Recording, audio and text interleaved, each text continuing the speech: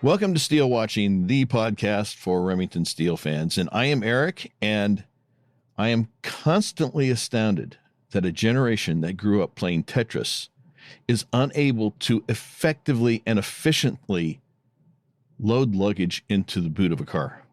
That would be me. I grew up playing Tetris, and I also cannot load luggage into the boot of a car, so guilty. Boy, I feel called out. We're only like 30 seconds in here. That hurts. Ouch. And I'm Sara, and I'm about to get my wisdom teeth out, which means as of our next recording, I will be less wise. So, yeah. Enjoy the wisdom while it lasts. It's about to go. Just hope you don't get your eye teeth out anytime soon. There's teeth in my eyes? Yeah. Anyway, we are at season 4, episode 3, Steele Blushing. I love this one. First air. Do we have anything we need to talk about first? I can't think of anything. I don't have anything in my notes. So if we do, we've forgotten about it, and we'll figure it out, and we'll apologize after. Yeah. Because I don't think we. What was it? It's always better to ask forgiveness than permission. Yeah. Yes. Yeah. Anyway, Steele Blushing, season 4, episode 3, first aired on October 22, 1985, written by John Worth, a name we've heard before. Yeah. And directed by Alexander Singer. A name we haven't heard. I don't think we have heard before. So I don't think so. He's new. That was my. And also co-starring. Now, here's the thing. I don't know how to pronounce her name anymore. I always pronounced it Nana Visitor, but I remember being at a science fiction convention when I met her. Lovely human, by the way. And her name being announced as Nana Visitor. So Nana, yeah. So I don't know if it's Nana or Nana. So I just wanted to put that out there because one way or another, one of us would be pronouncing it wrong. So I was like, well, yeah. She starred, for those who don't know, she was Major Kira Nerys in Deep Space Nine, and part of the reason my daughter's name is Kira is because we love that character so much. So yeah. But she's also a visitor. The lizard people. Yeah, that's true. She was. Yeah, I forgot about that. You're right. Well, I mean, I don't think she was in the show, but just her last name, Visitor, that makes her a visitor. Oh, okay. Yeah. I'm Googling it how to pronounce her name because it's going to bug me. I could have done this before. I realize this now. Yes. Oh, so it is Nana Visitor. Okay. Yeah. Na na na na na na na. Hey hey goodbye. But yeah, I just wanted to point that out because she, even though it's a small part, she is a phenomenal actress. Her character is amazing in Deep Space Nine. But moreover than that, she's one of the few actors that you'll encounter that, and I don't have any disrespect for an actor that just sees their job as a job. Like I don't have an issue with that. I know some people take issue with it if they don't love their character and they don't really love it like the fans love it. But she does. To hear her speak about Deep Space Nine and her character on Deep Space Nine and how much she was, she's so passionate about her character and about that show and her role. And it was wonderful hearing her talk, and hearing that passion come from her was awesome. So she's fantastic. Well, you mean she's not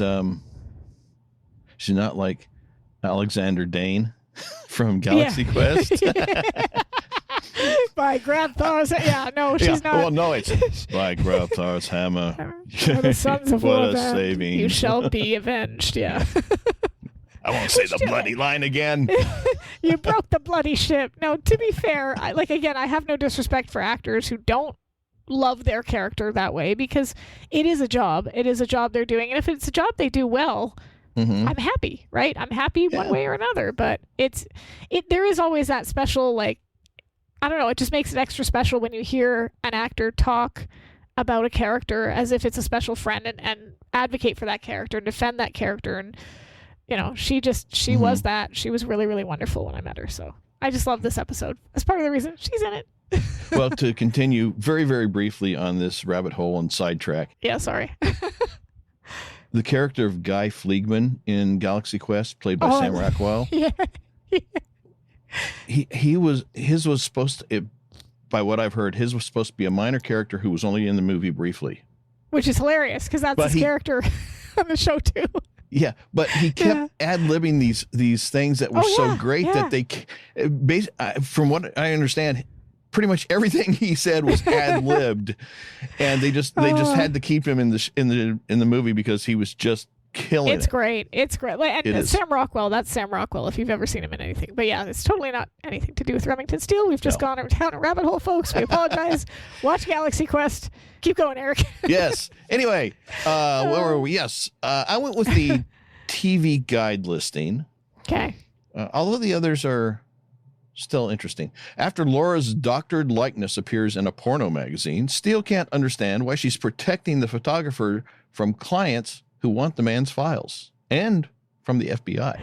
I think it's interesting that the TV guide deliberately put in that it was doctored because you don't find that out until 3/4 of the way into the episode, right? Up until that point, you think it's her picture, and it kind of spoils it a little bit. Yeah. It would have. I wonder if it's just because if they had put Laura's picture appears in a porno magazine, it would have been too scandalous, or they would have gotten complaints or something. I can only guess that's the reason. Well, but it's kind of a shame. I would think that they were looking at the audience reaction, and if they saw this, they might lose some viewership for that episode. Well, that's what I mean by like complaints and stuff. Oh, okay. They might. Yeah. But I don't know. I think you could have reworded it in such a way that doesn't give away that it's doctored. You could have maybe said, I don't know, a racy picture of Laura appears in a magazine. You wouldn't have to say what kind of magazine, and maybe that would be enough to... Or word it in such a way as to give the impression that it might or might not be Laura. The image of a woman who looks remarkably like Laura appears in, Or is that Laura's picture in a porno magazine? Steele doesn't know. Like that. Something like that, yeah. So it gives a question mark, and then, I don't know. It is kind of a shame that they gave away that aspect of it in the description, because I would have been annoyed. I think I might change my mind and go with the original synopsis. Okay. I guess I changed his mind here. Well, because I do like the synopsis. It says, when modest Laura turns up in the buff as a magazine's babe of the month and the credited photographer hires the Steele Agency for protection, a puzzled Remington tries to fit the pieces together. See, that's good. That gives it that ambiguity, and it still gives you that, ooh, okay, Laura's doing what in a magazine now? What? Hey, at least she got babe of the month, right? Yeah. She was centerfolding. If I were Laura, I'd be furious, but maybe a tiny part would be like, okay, if they're going to do this to me, at least I'm babe of the month. Let's be clear here. Right?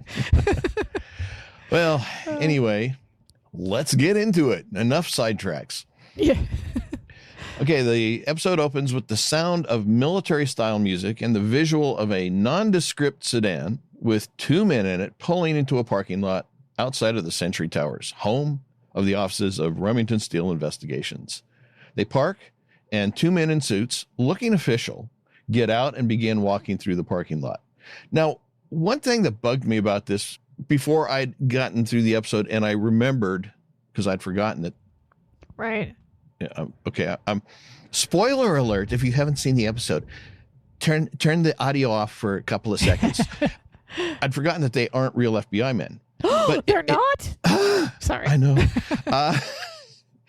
But it bugged me because their car was not black.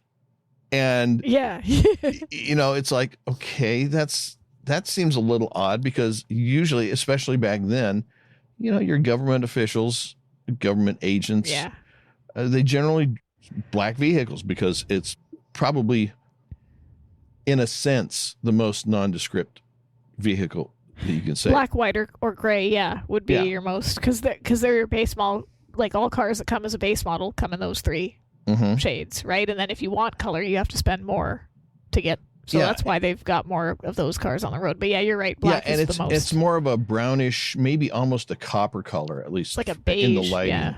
Yeah. But that could have been the first clue that they weren't actually FBI. Like maybe that was intentional. Yeah, it could be. Anyway, when they get out, one of them is carrying a thin folio, and then the men take the elevator to the 11th floor, walk to the front doors of the agency, pause, look at each other, and then with a simultaneous nod, they swing both doors open dramatically and walk in. And I love this. This bit is awesome. I'm just going to, because I want to let you go and just do it because it's just perfect. But like this whole bit, the timing, chef's kiss. It's perfect. And so they approach Mildred's desk and they reach inside their pockets of their suit jackets as they do so. They each pull out an ID wallet, flash them at Mildred. Then in succession and flat official dragnet tones of voice, they identify themselves. Colby, Rhodes. Mildred mimics them. Krebs. FBI, Colby says. Steele? Rhodes asks. Mildred uses a pen to point towards Steele's office, saying, inside. As the two men begin to walk towards Steele's office, Mildred gets up following. Coffee? Tea, Colby answers. Cream? Sugar, Rhodes answers. Lumps? 2. I wonder if Mildred, before they sit, like the minute she saw the badges, I wonder if Mildred's first thought was, oh crap, we're caught. Because the phony passport, this is literally right after the passport that they forged, essentially. And now the FBI are showing up at their office. So, that's kind of funny because she's right on it. She's like, all right, let's go. Yeah. And, the thing is, obviously, when we find out that these guys are not legitimate FBI, you know that their ID and their badges are fake. They have to be because they're not real agents. Oh, for sure. Yeah. But, sometimes people ask, well, why didn't they know that it was fake? Why you looked at them? Why couldn't you tell? Well, have you ever seen an FBI agent's ID? Have you ever seen a police officer's official police ID? Nope. No. So, I mean, it's the kind of thing where anybody could forge it. And as long as it looks real, nobody's going to look twice at it. They're just going to accept it. Or as long as you do what Steele does and like open it really quickly and shut it so that they don't get a good look at it. And it just kind of looks like a flawless. Yeah. But I mean, I've never seen an FBI badge because I'm Canadian, right? But I've also never seen, I guess it would be an RCMP badge. I don't know. I wouldn't know what an official credential looks like if it was right in front of me. So yeah, you're right. I wouldn't know. So anyway, they the two men are nearly at Steele's door and Mildred cuts them off, standing between them and the door. Then she knocks on it twice. Inside the office, Steele is in his chair, kicked back, relaxing, feet on his desk, reading a newspaper. Per usual. Oh, yes. Hard at work. Mildred opens the door and then precedes the two men into the office. Steele lowers his paper, and as the men arrive at the desk, they repeat their stirring performance. Colby, Rhodes, FBI, Mildred concludes. Steele sits up, and they've got his undivided attention, and he's got a case of nerves because, as you just said, Mildred would probably assume, Steele is probably assuming the same thing. Passport. Passport fraud. Yeah. So next, Colby sets the folio on the desk, opens it up, revealing a magazine with a female figure in red on the cover. And from what we see, what? Did you see all the headlines on the front? For what we see, it appears to be a Playboy-style magazine. Colby picks up the magazine, tosses it towards Steele, and then we see it's titled Bedside Babes. The cover is a woman in a bikini, wearing a tool belt and holding up a jackhammer because, of course, that's how you dress. And it is indeed the October issue. Yeah, that's funny. Like they really they really went all out with this. And what's funny about it is that I had never actually gotten a really good look at the front cover of that magazine until I watched it for this podcast on my larger TV, and then I paused it and I was like looking at so they must have, because you would not have assumed anybody with television quality like we had back when we first originally watched it would even see some of these headlines. But Holly Gets Hammered is the main one, which I love. But above that, the heading into that is Sex on the Job. Holly Gets Hammered. And then Uncovering the City's Trashiest Beaches. Yes. Gulp. Okay. Confessions of a Hash Slinger. Victoria, An Autumn Affair. The Casting Couch. a fantasy. Is that an inside joke? Is that like a wink to the industry? Because Probably. like they really went out of their way to create some headlines that seem legit for that type of magazine. If you saw this on a magazine rack next to Playboy and whatever else, yeah, exactly, you wouldn't even question it. No, you really wouldn't. And so that's why I think it's hilarious, especially because they obviously didn't create a whole magazine. They just created a cover. Right. And whatever's underneath it is just your typical magazine, because we don't actually ever see the picture in question, obviously. Darn. I know, but it's not even Laura. So yeah. And that's another thing I wanted to talk about, because I had a couple of people ask me, you know how there is a fan theory amongst Remington Steele fans, especially with regards to season 4, that by season 4 they were actually sleeping together, and it just kind of like went unacknowledged. Okay. It's one of those fan theories that isn't technically canon, but there's a lot of fans that subscribe to it because there's a lot more intimacy between them in this season that wasn't there in the previous season, and was there in season 2, but kind of came and went, right? I personally go with what we're told in canon, but there's another part of me that says, you've been in a relationship with this man for 4 years. Come on. Like, I don't know. I'm not a prude by any stretch of the imagination, or somebody that's like says that you have to do this or you don't. But like, you've got Pierce Brosnan in front of you, and you're not. Like, but this episode would be one of the few things that would indicate that they're not sleeping together, because he opens that a couple of times, and he fully believes that naked body is Laura's until she says otherwise. And I'm sorry, but if you've seen it up close and personal, theoretically, you'd know. Well, yes and no. See, the one of the things that most people don't realize or recognize is that in many, many of those magazines, what you're looking at is not really strictly a photograph, because it's been so heavily airbrushed. Well, they didn't have a lot of that technology back then. Well, as far as I'm aware. Like, they had the digital. No. Like, manually airbrushed. Right. Okay. Yeah. And I guess this is kind of, well, since you've opened the door, well, let's walk through it. We got to do it, right? Like, and certainly younger viewers of the show who've only lived in the digital age are probably in most cases not going to be aware. And even some folks who are older aren't necessarily aware of all the details. But all this stuff was done on film, and there was no digital editing. So it wasn't like you could take it on film and then scan it and digitally edit it. No, it was all done manually. So you'd take film, put it in a camera, take the photograph, you'd process the film to develop the latent image, which then comes up most often as a negative. There was positive film, but usually it was a negative. Then you would make a physical print from that in a darkroom. And what would happen for these magazines is they would take that print, and somebody with an actual physical airbrush would take that print and airbrush all the body flaws out of it. And if you look at some of those magazines, especially from that era, they were heavily airbrushed. I mean, if you aren't familiar enough with photos and airbrushed, the appearance of airbrushed photos, you may not recognize it. But if you were to see the original versus the final result, it's often starkly different. And so it's entirely possible that the fan theory is correct, and Steele wouldn't necessarily have recognized that because it was so heavily airbrushed. I was thinking more along the lines of the type of body that you usually see in magazines like that. Mm-hmm. Usually they have, let's just say, a lot going on up top. Now, I don't have any. I mean, we don't ever see the picture, so I cannot say for certain whether or not this woman's body was, let's just say, stacked in the upper chestal region. But I would assume it would be, because those are usually the kinds of women that appeared in those magazines, right? You didn't usually get women who were slightly smaller.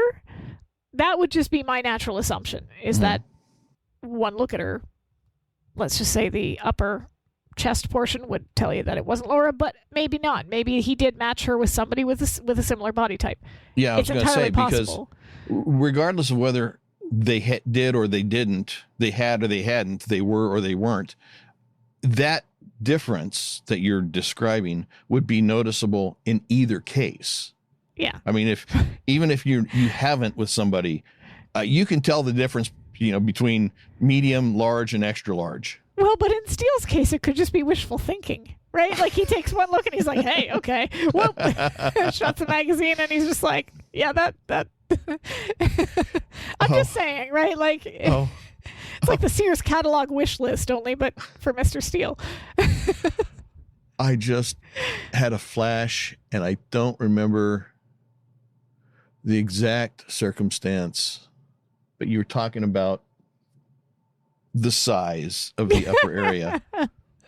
And I remember a buddy and I were talking to somebody once, and it was a woman, female, and the conversation was about boobs. Rack Eric's trying really size. hard not to Rack say size.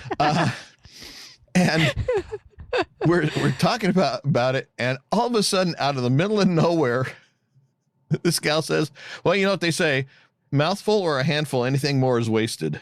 It's like, I mean, and of course, as soon as she said it was like, did I say that out loud? There's obviously other things that can be different about a woman's body with like, and you're right, airbrushing might take care of some of that, but stuff like, say, for example, larger versus smaller nipples or something like that. I don't know. It just seems odd that if they were sleeping together and to be fair, he only looked at it very briefly in that 1 second and shut it again. But I refuse to believe he didn't take another little peeky peek throughout the rest of the episode when he got the chance. Yeah. But the fact that there was even a question in Steele's mind means that regardless of whether they were or weren't, the image that was presented was close enough that he didn't question it.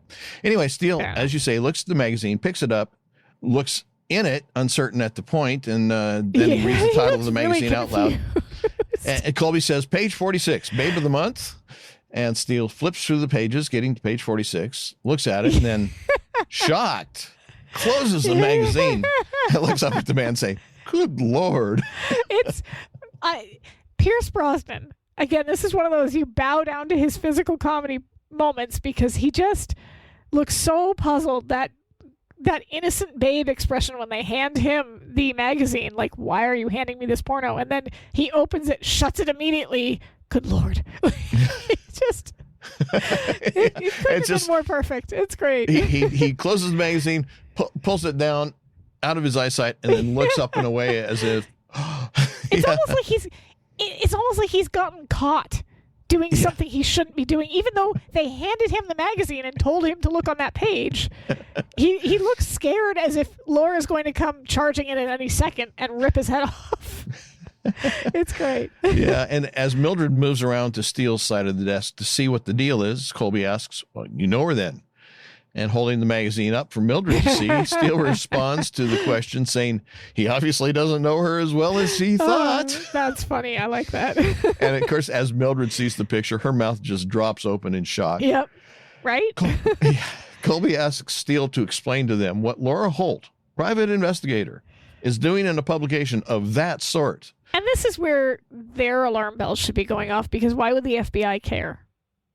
I mean, they give a excuse in a minute, but it just seems, I don't know, that to me would be like, and okay. Well, at this point, you're probably not thinking that far ahead. You're still trying to process what you just saw.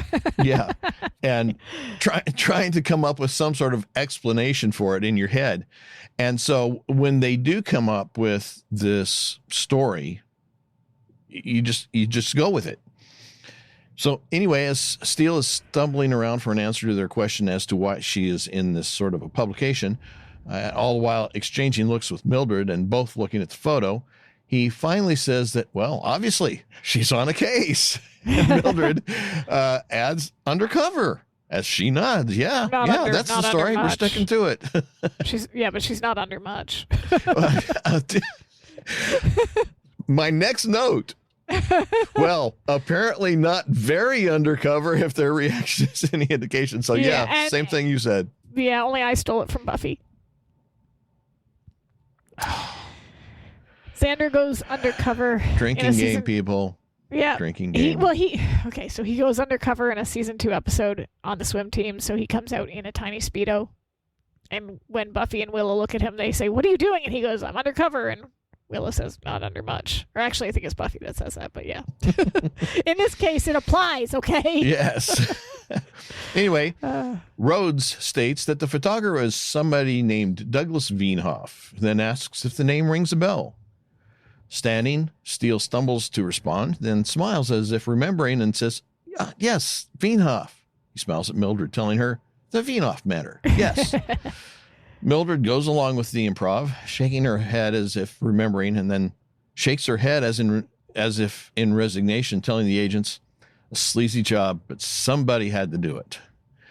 Colby tells Steele that he must, of course, then be aware that Veenhoff is wanted for interstate trafficking in pornographic materials. "Shocking, isn't it?" Steele responds. Colby continues, stating that according to his appointment book, Laura was the last person to see him, and that she might know where he is. Moving around the desk toward the agents in an effort to appear amiable, Steele assures them that as soon as Miss Holt gets in, they shall be the first ones to know. After all, the Remington Steele Agency prides itself on its cooperation with the authorities. He's practically like shaking at this point, right? Because it's you got to think. The first thing that entered his head was, "Oh crap, they know about the passport." The second thing that entered his head would be, "Oh my God, why? What the hell is Laura doing this way?" Third thing, okay, they're asking for fun. Like, he doesn't know which way is up. Yeah. "Yes, sir. Sure, we'll do whatever you say, sir. Just cool."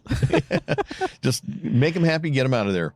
Yeah. Well, exactly. Colby, attempting to take advantage of Steele's offer of cooperation, suggests that Steele let them have a look at the agency files. In the spirit of cooperation. Steele quickly agrees, then bumps Mildred's arm, telling her to look into that. Mildred, IRS fraud squad inspector mode kicking in, gives them a hard look and says, "Sure, as long as they have a warrant." Do you think do you think she was doing this because she obviously knows what's going on, right? And well, she knows was trying to none that Steele doesn't know what's going on. No, but she knows about the Veenhoff matter and that he's in hiding because she calls him later. And I don't think so. He calls that her. He calls the office. She definitely appears like she knew because she says a couple of things that give away that she was aware of it the whole time. She just was told not to tell Steele. I thought that was pretty notable because it's the first time she's ever, after finding out, the first thing she does is she actively hides a case from him. I don't know. I never got the impression that she knew what was going on. Well, when he calls her, she says, "Does Miss Holt know where you are?" Like, she speaks to him as if she's spoken to him before. There's a very familiar back and forth with that phone call. She takes down his food order. She knows that Laura's been hiding him. She definitely sounds like she knows Laura's been hiding him, which is why I was wondering if she is demanding the warrant either because she's not sure what Laura would say or she smells a fake from the get-go.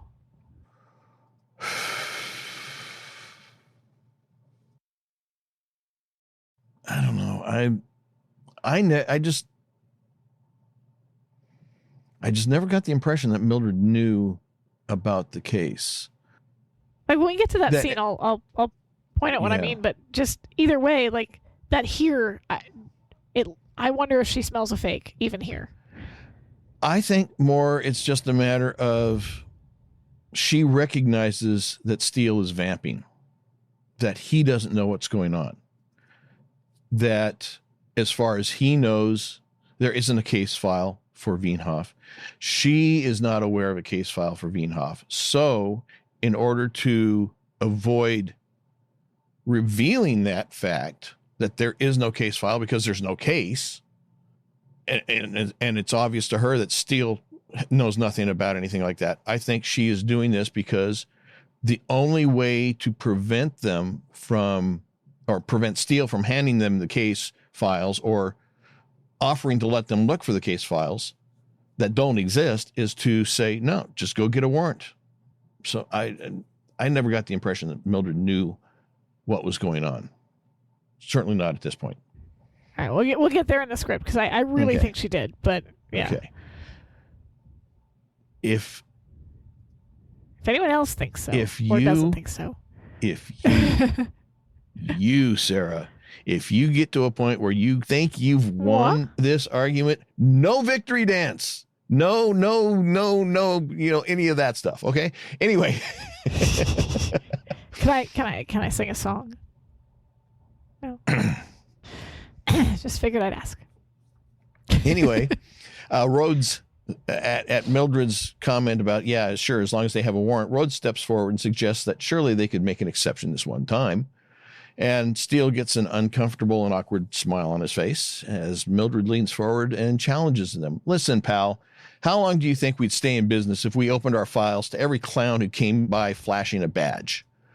Colby flatly states that he could walk out that door and be back here with a court order in 30 minutes and could close them down in a day. But Mildred is on a roll, telling Colby not to threaten them with bureaucratic beeswax. After all, she didn't spend 6 years with the IRS fraud squad for nothing. And Steele's almost shaking. He's like, what are you doing? What is going on here? Yes. And in that panic, he asks the agents to excuse him for a moment. And he leads Mildred to the interconnecting office. And he assures her that he's not meaning to criticize her, but then proceeds to criticize her, asking her what she thinks she's doing. As she tells him that client files are privileged information. Well, Steele's panic is not subsiding. No. But they're the FBI, Mildred. You remember London? You do remember London? 5 passports, deportation. Once they begin excavating my past, and he makes a throat slit motion. Yeah. Well, Mildred tries to calm him down, telling him to relax. Non-cooperation between agencies is the backbone of bureaucracy. By the time Colby and Rhodes get back here with a warrant, Steele will be 6 feet under. This is not, she's not wrong. I mean, try to get 2 agencies to contact each other, and it's impossible, right? So unless of course they're coming after you for something. Yeah. Then they're like this. And they really want to get you. Yeah. Then, as in London, by any means necessary. Yep. Hang the rules. We'll just do it. Yeah, exactly. It's too important to let it be left alone to simply follow the rules. Anyway, they go back into Steele's office, only to find it deserted. Panic resurging, Steele tells Mildred that she'd better start carving that tombstone right away. Then, as he closes the door to the reception area, he tells her to get him the file on the Veenhoff case. Mildred tells him there isn't one. Steele asks what she means by that. She tells him that what she means is what she said. They don't have a client named Veenhoff.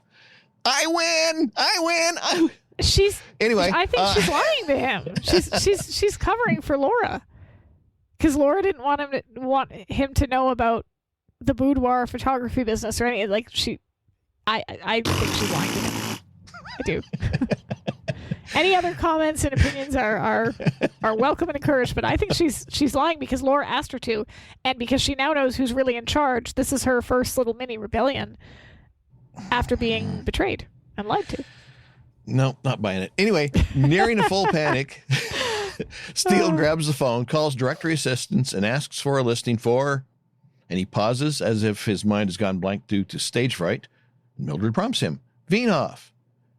If Mildred was hiding it, she wouldn't be helping him.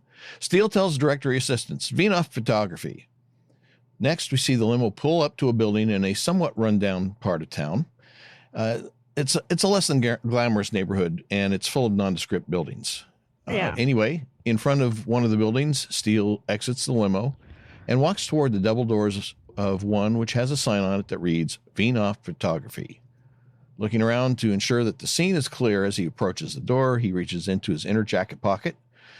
And since the door is locked, he also unlocks it with his handy-dandy professional lockpick tools. Yeah. Then Which steps now inside. Mildred has a set.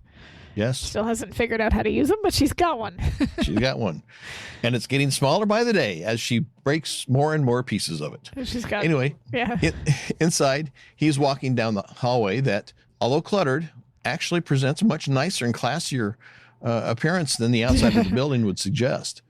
And there are what appear to be the backsides of photo studio backgrounds leaning up against one wall, a potted plant, possibly fake, a rack of brightly colored clothes and lingerie, as well as lingerie hanging from nails or hooks on the wall, and some sort of weird thing that looks as if it could be a wall decoration or possibly a comic strip version of a palm tree. Yeah, Steele it's like walks a past beach all the setting. What's that? Oh, for the beach It's like setting, a beach setting, yeah. Except it doesn't really look like a palm tree. It looks more like somebody's mad fantasy horror version of a palm tree. Anyway, Steele walks past all this clutter, then turns the corner onto a stage area with several photography sets. The first is a bathroom with a bathtub, yellow shower curtain hanging behind, and potted ferns on either side, complete with a shampoo bottle and a rubber ducky, and a stool with a container of bath soaps and a mirror with yellow-orange cloth, polka dotted with red and green dots draped over it. Next is another set. It's a bedroom set with a fancy headboard and footboard. The script calls for a Victorian-style bed. I don't know if that's what that really is or not. It's covered with quilts and pillows and various other items. There's a dressing table and a seat populated with various items and a clothes stand with clothing items and hats hanging from it and other items that lend atmosphere to the ambiance. The third set, backed by a purple and dark red velvet background, features a couch of some sort, a chaise lounge, I guess, and a hanging fern. Yeah, something like that, yeah. And, of course, there are photographic lights, camera tripods, reflective umbrellas, and more photographic paraphernalia around all these sets. As Steele wanders onto the stage, he picks up the rubber ducky from the bath set, eventually setting it down on a table Vienhoff apparently uses to hold his equipment while working. Why did he do that? I don't know. Was that just Brosnan doing a thing in the moment? I think he was just playing around with like what I guess you might do if you were in that. I have no idea. Yeah, he was probably just trying to be physically in the scene, right? Mm-hmm. Anyway, Steele walks over to a camera, which is set up facing a fourth set. This time it's a beach scene with sand on the floor, a beach chair draped with a flower lei, and undefined clothing items. There's a beach ball and, of course, the requisite palm fronds. Steele disrespectfully begins playing with the camera equipment. It's not yours. Don't touch it. I'm sorry. And he's looking through it as if preparing to take photographs, and he turns it around for a camera view of the various sets. And as he does, and he turns to face back toward the hallway which he had come through earlier, a woman with big wavy hair and wearing a waitress uniform comes walking in. Steele stands to look at the woman as she begins to apologize, saying she had a table that wouldn't clear and her boss wouldn't let her go. And then she asks, "I'm not too late, am I?" Now, Steele gets an embarrassed grin and begins himself to apologize, saying she has the wrong person. And either not listening or not understanding, the woman says, "Oh, I'm here now. We might as well do what we can, don't you think?" As Steele holds up and waves his hands back and forth, attempting to halt the woman's ramblings. She continues talking, saying she's a little nervous because she's never done anything like this before. And Steele, unable to stop the runaway train, admits that he's a bit new to this sort of thing himself. Yeah. Reading her name as Jackie on her name tag from her waitress uniform, he then assumes the role of photographer. He puts his arm around her shoulders and begins to walk her out of the stage area. Addressing her by name, he asks exactly what type of photographs she had in mind. Jackie says, well, she was sort of hoping that he could do for her what he did for Betsy Bloomquist, only no leather, satin's mortar style, don't you think? And honestly, I kind of do. Like, looking at her, this is just going to completely off the wall, but like, if you look at her face and sort of her skin tone and her hair and the way she sort of comes off as being kind of innocent, a little bit sweet, maybe not all there, but not she doesn't come across as a leather-clad dominatrix. I would expect softer satin lingerie as opposed to something more aggressive. Yeah. Well, Steele agrees after he has taken a quick survey of her, and he says, yes, absolutely, no question about it. And, oh, by the way, did he happen to mention to her what he does with the photographs? And with some concern, Jackie says, well, she hopes he doesn't do anything with them. She This just would be wanted a to giant red flag if you were a customer, right? Would it not? I mean, you're walking into a photography studio where theoretically you're going to be taking some rather racy photos. Some of them are, like Veenhoff mentions later that some of them keep their clothes on and some of them don't. So if the guy that you think is the photographer is asking, by the way, do you know what I do with your pictures? Yeah, you might want to just kind of rethink that. I'd be like, you're doing nothing because I'm leaving. Bye. Out the door. Well, anyway, she says that she just wanted to give them to Mickey for a wedding present, adding, that'll surprise him, don't you think? And with a nervous tilt to his head, Steele says that he hopes it isn't too much of a surprise. Jackie tells Steele that, well, if he has a dressing room, she'll go slip into something a little more, and she puts her hands to her face, slightly embarrassed, leaving the sentence unfinished. Steele directs her to the dressing room, tells her to take her time and breathe. Don't worry. Steele closes the door for Jackie, then begins to try to make a hasty exit, except... I feel sorry for this woman. If you think about what she's just gone through, right? She had an appointment at this studio. She couldn't get off work in time. Her boss wouldn't let her. She gets there. She thinks that she's encountered the photographer, and she goes and she changes into something, nice and sexy or what have you, comes out in this lingerie, and then all of a sudden is attacked or in the middle of a physical altercation between two people, and then never gets her pictures taken, presumably because Veenhoff is not there. He's hiding. So... Yeah, poor woman. Yeah. So, as I said, he starts to make a hasty exit, except behind him, he hears a man's voice yell, Veenhoff! And Steele turns in time to see the man throw a golf club at him. Steele falls to the floor as the club misses him, and the head of the club embeds itself in a door. As Steele gets up to his feet, golf club man runs up, pulls the club from the door, then turns, holding the club out in front of him, and begins stalking towards Steele, who is attempting to back away. Yeah. Golf club man tells Steele, who he is mistaken for Veenhoff, that if he's not going to be a human being about this, fine. It'll give him a chance to knock some sense into Veenhoff's Neanderthal skull. And the man begins to wildly swing the golf club, knocking over the clothes rack next to him. Then he demands, now hand over those files. As they move onto the stage, Steele tries to clarify, he isn't Veenhoff. Poor Steele. The man swings the club again, knocking over the photo lights and stands, and then threatens, for the last time, give me those files. Steele responds that for the last time, he isn't Veenhoff. Jackie enters the stage, dressed in a corset-style top with matching panties and stockings, and wearing a long fur wrap, totally oblivious at the moment to the confrontation going on, asking where Mr. Veenhoff wants her. That doesn't help Steele's case. Because Steele, I'm not Veenhoff. Where do you want me, Mr. Veenhoff? That's not. Yeah, exactly. That's not going to help you. Exactly. Oh. Well, as the unidentified man presses his attack on Steele, Steele falls back onto the beach set as golf club man begins attempting to strike at him with the club.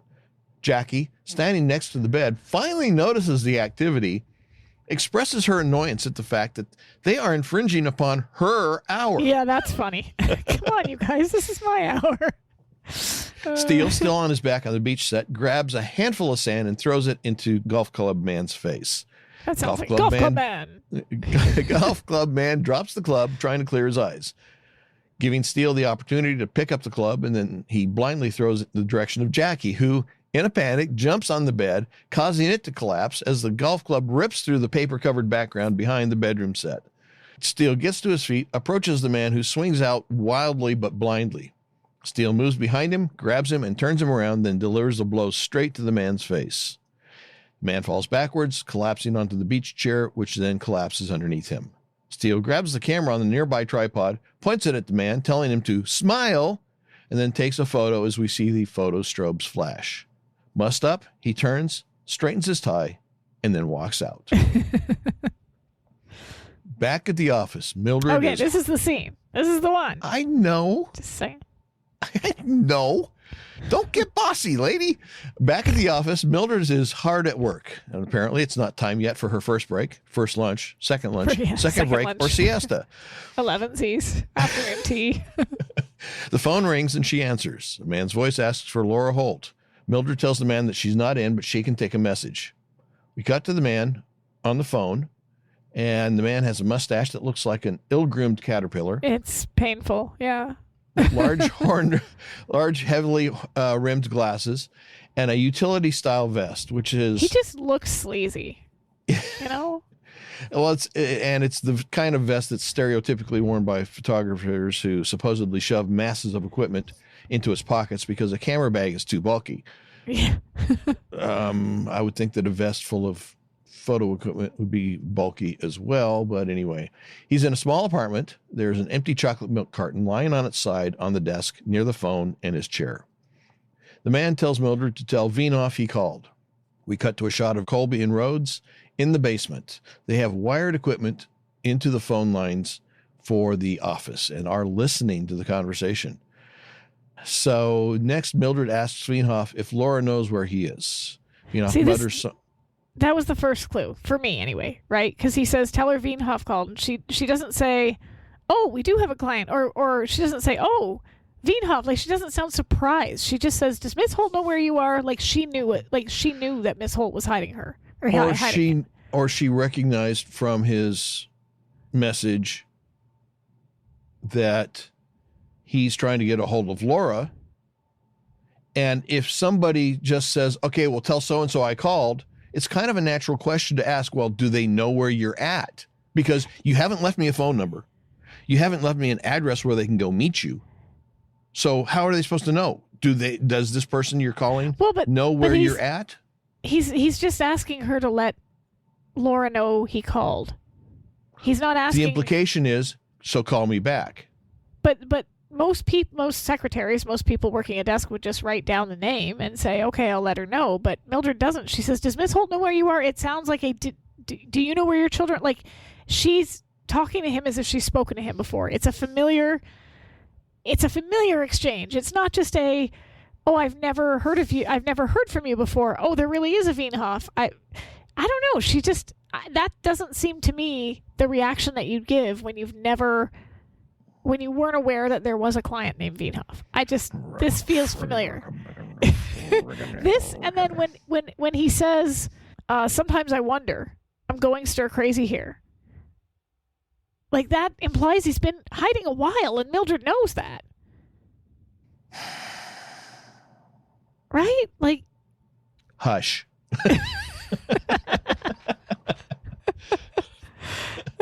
Which if that is true, okay, then that means that Mildred has willingly deceived Steele and is comfortable now leaving him out of the loop. It's a shift in their whole relationship and their whole dynamic, which will continue throughout the rest of the season. And it starts here. Just saying. No comment. Anyway, as you say, Vinoff mutters that he sometimes wonders if Laura does know where he's at, and then more clearly says, look, he's got to move. He's going stir crazy there. Mildred tells him no, he's going to stay right where he is until Mildred can reach Laura. Vinoff tells her that, well, if he's got to stay here, I want something to eat. And he says, double cheeseburger, large order of fries and onion rings, and a Diet Cola. Mildred, who obviously has not taken the course on stashing clients at safe houses, asks Vinoff where he's at. Right? I mean, hello, Mildred, if Laura stashed him there, she knows where he's at. And if, the appropriate response would be, I'll give that message to Laura when I see her. Yeah, and asking him and getting him to state the location over an unsecured phone line is dumb, dumb, dumb. Especially since Mildred knows that the FBI, in theoretically, air quotes, is involved, and that she's antagonized them already. Yep. And that they have already threatened the agency. I mean, no. There's a bunch of things here that you just think.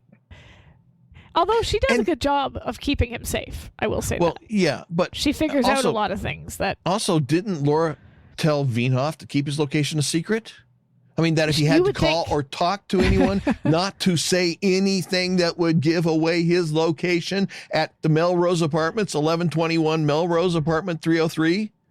To be fair, Wienhoff does not exactly strike me as the brightest smarty in the box, the sharpest tool in the shed, right? Like he's... Well, that's true, but he radiates sleaze, this guy. He's one of those clients where they protect him because they have to, but what a creep, you know? Not because of his business. I think if you want to go and get pictures like that taken for your partner, for your spouse, what have you, hey, have at it. Do you, right? But the fact that he then peddles them off to other people, that's the sleaze. That's the part where, gross. Yeah, but I mean, still, if Laura had told him not to reveal his location to anybody... Oh, I'm not saying he deserves to be killed or whatever, but... but what I'm saying is that if Laura had told him not to reveal his location, I don't think he would have given it to Mildred. I would hope he wouldn't have given it to Mildred, even if he is not exactly the biggest candy bar in the store. I'm assuming this just kind of goes with my theory that Mildred knew about this situation, because I'm assuming he gave it to Mildred thinking she was already in the loop and maybe just hadn't gotten that address. Well, if she was in the loop, why wouldn't she know where he was at? Maybe Mildred hadn't told her yet. She hasn't seen Mildred. He's also... did I mention not the brightest smarty in the box? Right? Like he's... He was willing to he reveals himself when the FBI guys show up because he thinks they're talent agents. Like it's almost like he wants to be shot by someone. Oh no, that's fine. They're talent agents. They offered me $20,000 for my files. Like you'd think Laura would have told him not to do that too.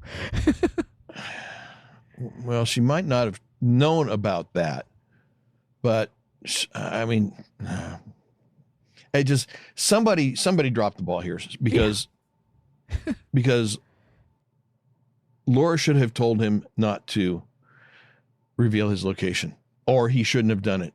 Either one. Yeah, anyway, Mildred he shouldn't have done it. He's just hungry and he's not that bright.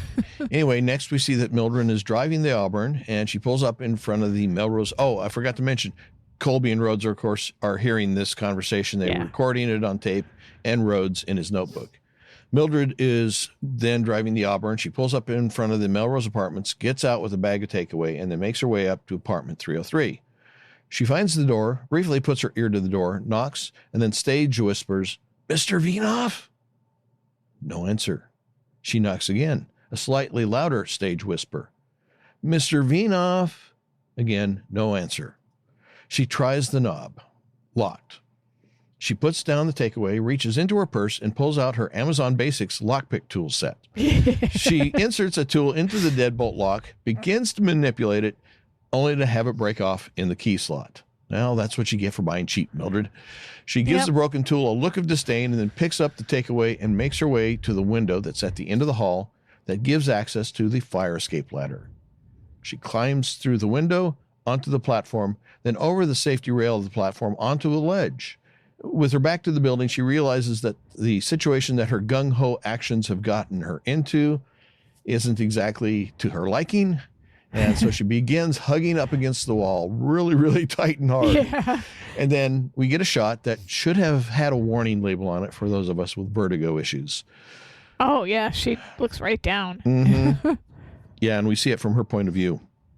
Anyway, Mildred, apparently having decided in for a penny, in for a pound, begins to inch her way along the ledge to a window that leads to the apartment. She reaches the window, pushes on it, but it's locked.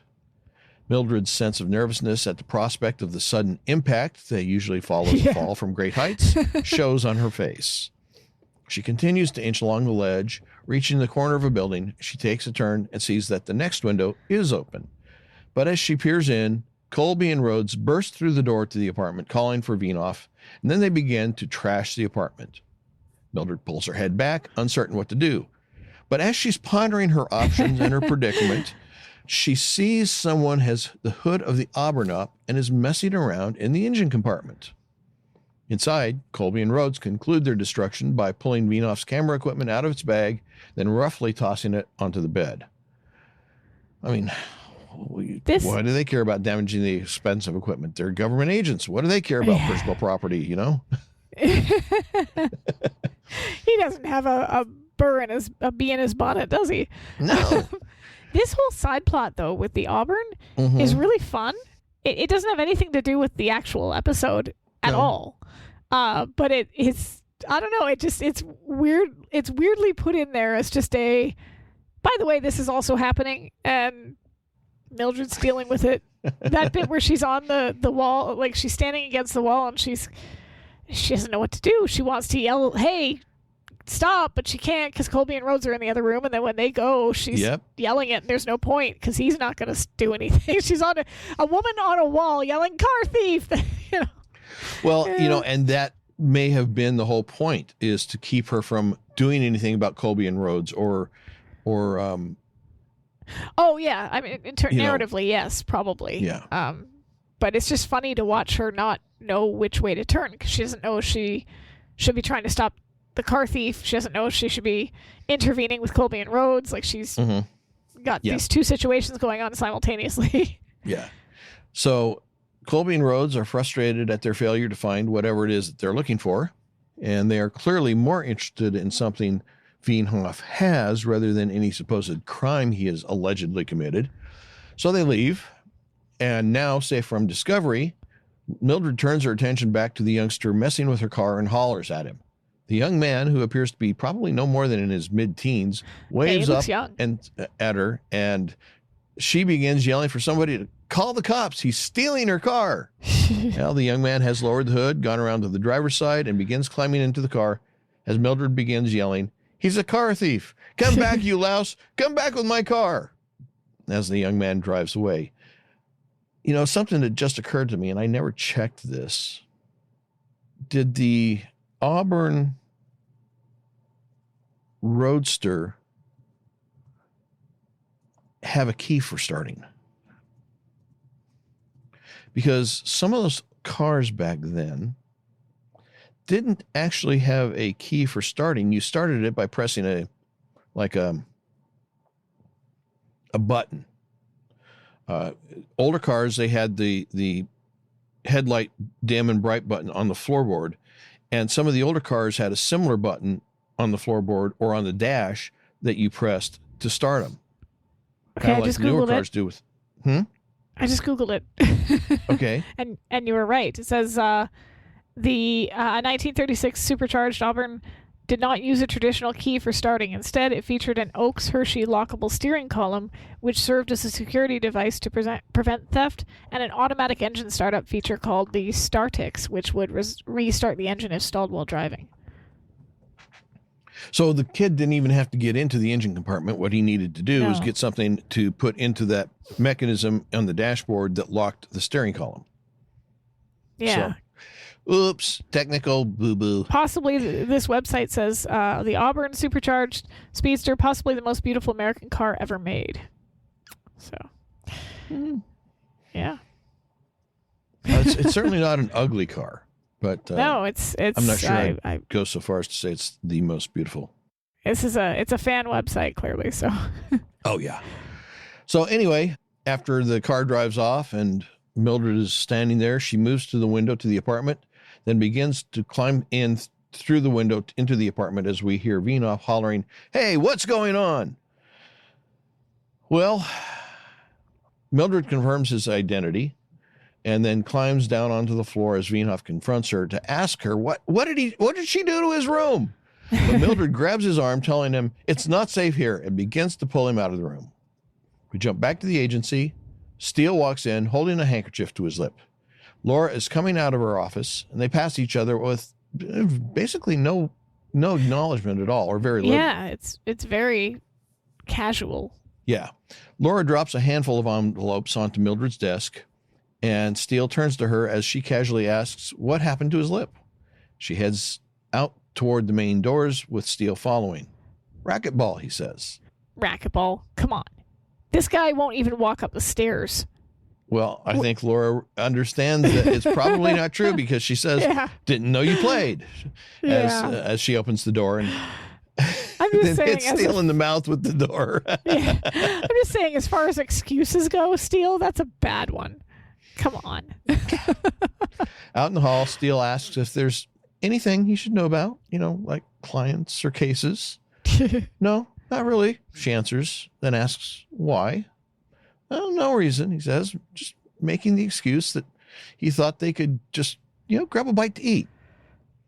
They arrive at the elevators and Laura presses the down button, then says, sorry, she can't. She promised a friend she'd do him a favor.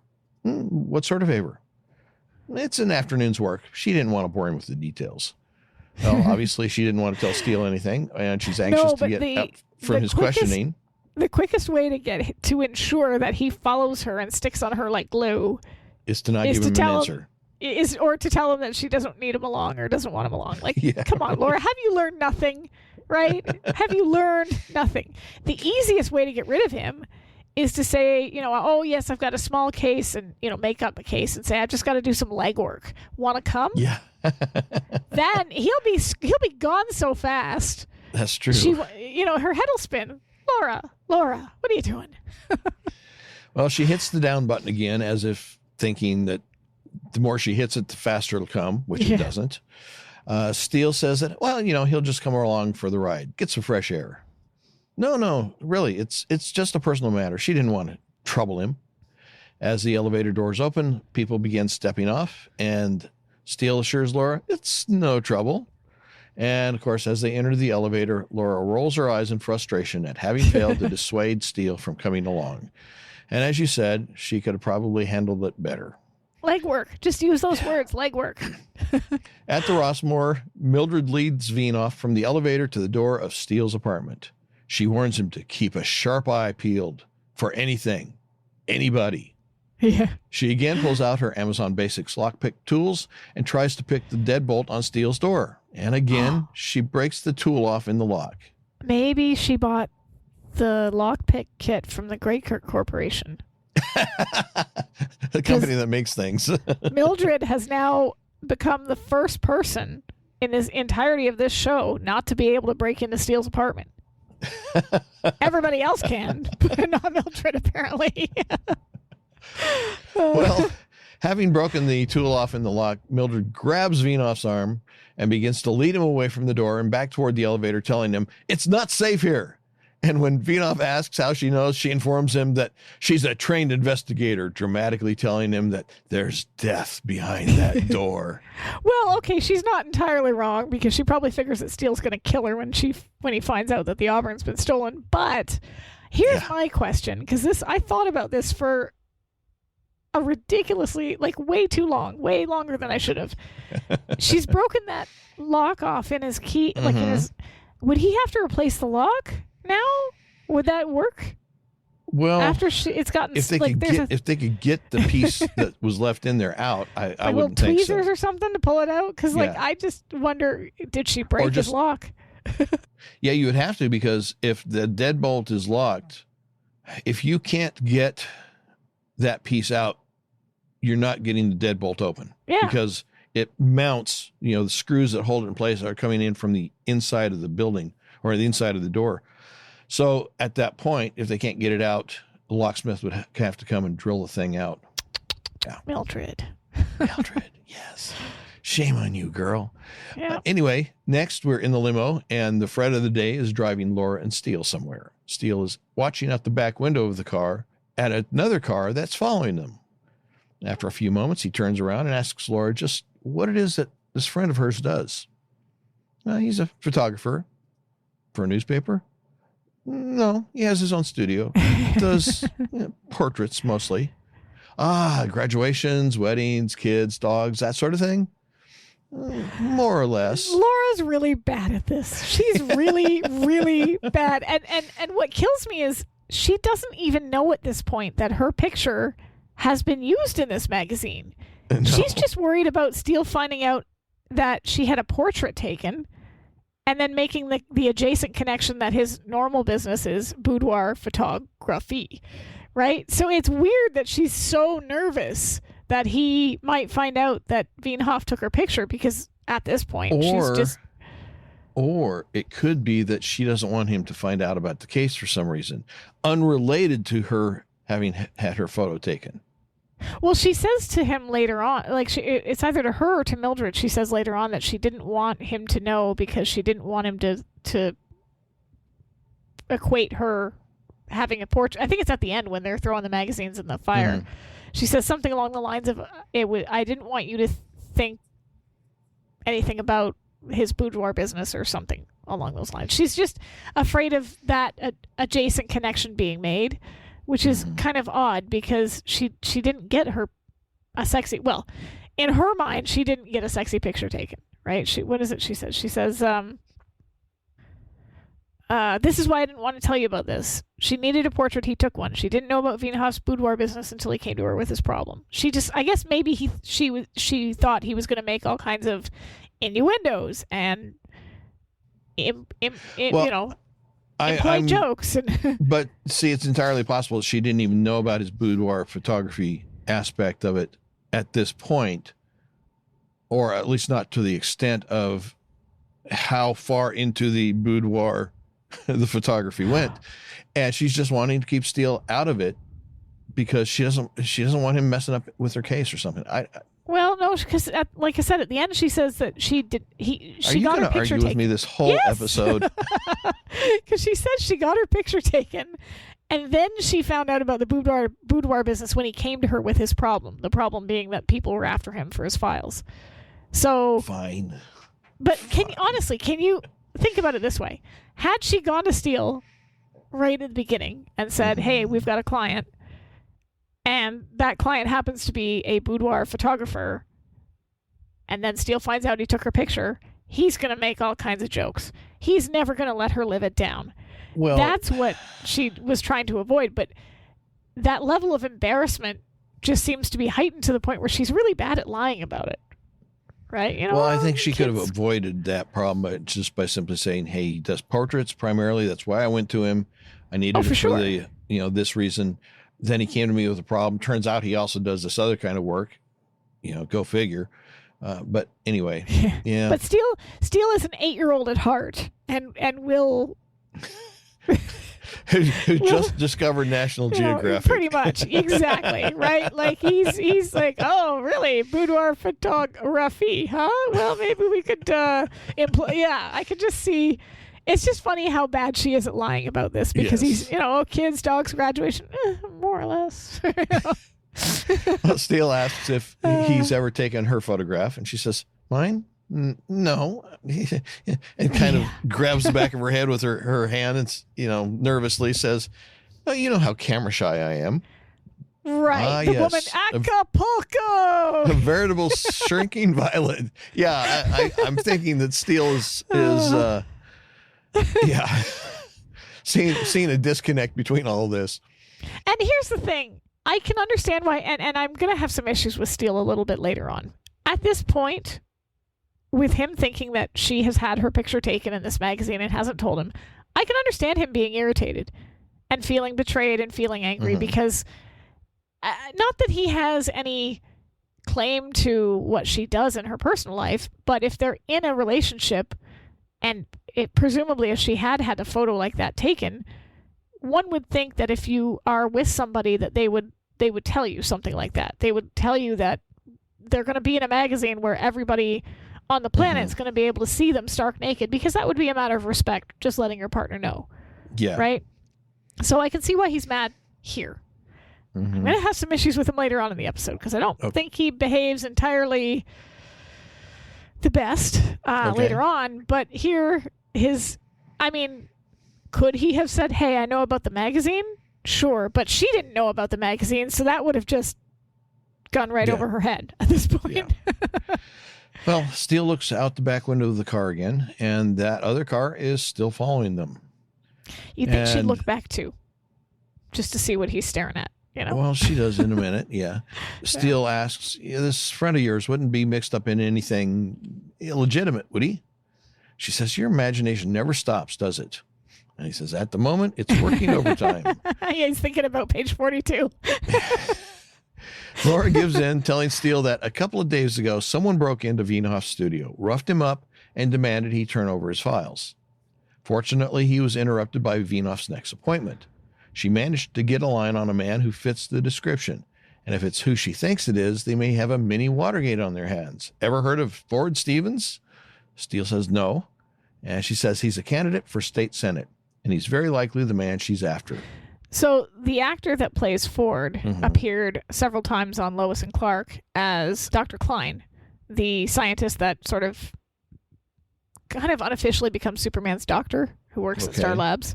And he's very, it's notable because on that show, he's very bumbling and very almost absent-minded professorish. Okay. In a very funny way. And here he's more, professional politician guy. So that was kind of amusing to me. But the other thing I was thinking about is that she mentions that they may have a mini Watergate.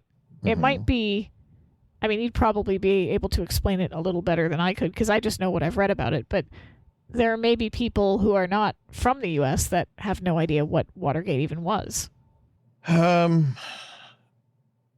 Richard Nixon, prior to his second term in office, being reelected for a second time, was involved in at least allowing, if not directing, that some of his people break into the Democratic National Convention's offices at the Watergate, I think it was a hotel. And they were either looking for documentation or they were planting bugs. I think they were planting bugs. I read that it was planting listening devices, but it said that they were caught. The thing I read said they were caught burglarizing and planting listening devices. Yeah. And so that eventually led its way back to Richard Nixon. But of course, in the meantime, between the time that the guys were busted and the time that it led back to Nixon, there was this massive attempt at a cover-up. They tried to hide the fact that it was an official or at least an authorized action that Nixon knew about or had requested or had approved or whatever his level. I don't remember exactly what the level of his involvement was, but he was involved to some degree in it. And it's kind of the source of the saying that it's not the crime, it's the cover-up. Because it was actually the cover-up that was more of the problem than the crime itself. Because I think that at the time of the break-in, Nixon was not necessarily in the know that it was happening, but when he found out, he participated in the cover-up, and that's really kind of what got him. Because what I found here said, following the burglar's arrest, media and the Department of Justice found money connected with the Committee for the Re-election of the President, the fundraising arm of Nixon's campaign. So he theoretically might not have known then, but then you've got Woodward and Bernstein, who were the two reporters, and the source Deep Throat uncovered a campaign of political espionage directed by the White House officials and illegally funded by donor contributions. Nixon dismissed the accusations, won the election in a landslide, but further investigation and revelations from the burglars' trial led the Senate to establish a Watergate committee and the House of Representatives to grant its Judiciary Committee expanded authority. They received lengthy prison sentences, and eventually it was revealed that Nixon had installed a voice-activated taping system in the Oval Office. His administration refused to grant investigators access to the tapes, which... Yeah. So it was a whole thing, but this obviously is what Laura is thinking is happening on a smaller scale with Ford Stevens and that he's hired people to break in to get these files, and that there's going to be a cover up if anything happens if these guys get caught. But it's the same kind of concept where a politician is authorized somebody to or is aware of somebody trying to break into an office to get incriminating evidence or plan a device or whatever, but they're involved in an illegal operation on the behalf of the politician. So again, Steele looks out the back window. I think I said that at the car that's following them. Laura is curious as to why he keeps looking out the window. So she does finally turn and look out of it herself. And uncertain at what he's been looking at or looking for, she turns back to him and asks if there's something he's not telling her. Whatever gave you that idea, he says. Then repeats her question back to her. Is there something she's not telling him? Laura pauses, and then turns to Steele and repeats the answer back to him. Whatever gave you that idea? And then we're back to them not talking to each other. Yep. Here we are again. Yep.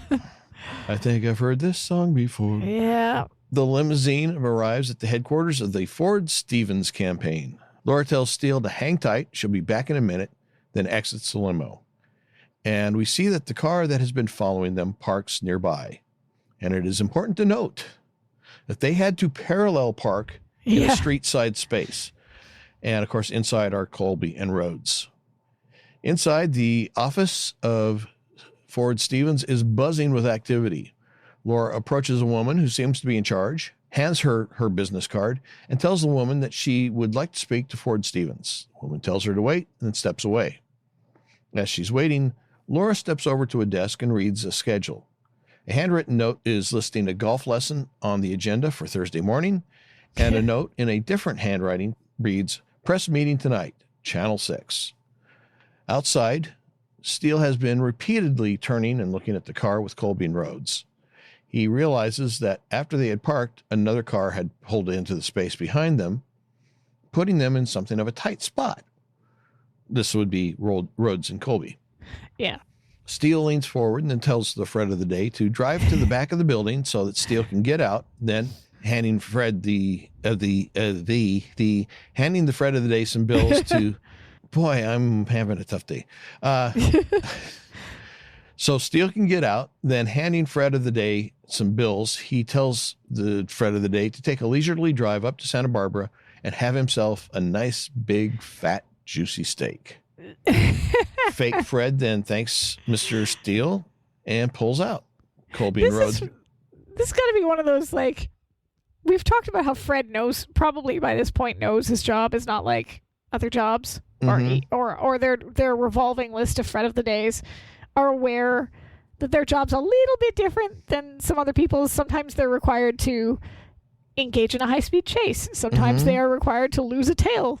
Sometimes they are shot at, right? And sometimes they're randomly handed a chunk of money and told, have a good day, go get some steak. Yes. And he doesn't even question it. He's just like, thanks, Mr. Steele. I think I'll do that. Well, he pulls out, and then Colby and Rhodes begin to try to pull out of their parking space, but they have to maneuver back and forth to get out from between the car in front and the car in back before they can actually get out and turn around, which gives Fred and Steele time to get around to the back of the building so Steele can get out unobserved. Back inside, Ford-Stevens is in his office on the phone having a fit over campaign posters. Yeah. Should have hired Vienhoff. Yes. The woman that Laura had approached enters. When Stevens hangs up from his call, she hands him Laura's card, and he reads it, concerned, asking what she wants. The woman says she doesn't know, only that she wants to see him. Stevens grabs his jacket and, in an obvious panic, tells the woman to tell Laura that he's out. No, tell her he's on the campaign swing up north. Be in Fresno till Friday. Then he hightails it out the side door. Steele enters the office from another door as the woman is telling Laura that Stevens will return her call. Steele comes over to Laura, and she tells him that Stevens is campaigning up north. Won't be back till Friday. Late. Steele doesn't buy it. Laura asks why he says that. Well, because it's obvious Laura doesn't buy it. You don't buy it. Yeah. And Laura says, yep. Tells them that Stevens' appointment book shows a television interview that evening at his home in Fremont Place. And with an insincere tone, Steele comments that it's a wonderful feeling, them being on the same wavelength, almost as though they can read each other's thoughts without actually having to articulate a thing. Tightening the screw here, just, really. And Laura has no idea what he's talking about and gives him this kind of a, what are you talking about look? Yeah. Well, next is night. Mildred has Vienhoff at Laura's loft. She's on the phone with the police, and is she ever frustrated? So she tells us one of two things. Either she finally figured out how to pick a lock, or Laura left her place unlocked. Well, actually, one of three things. Or Mildred has a key. I think Mildred has a key. But why doesn't she have a key to Mr. Steele's? Well, because he's the boss. Yeah. She tells the police sergeant that she knows he'll do his best, but he's got to understand that if her boss finds out that the car has been stolen, she's dead meat.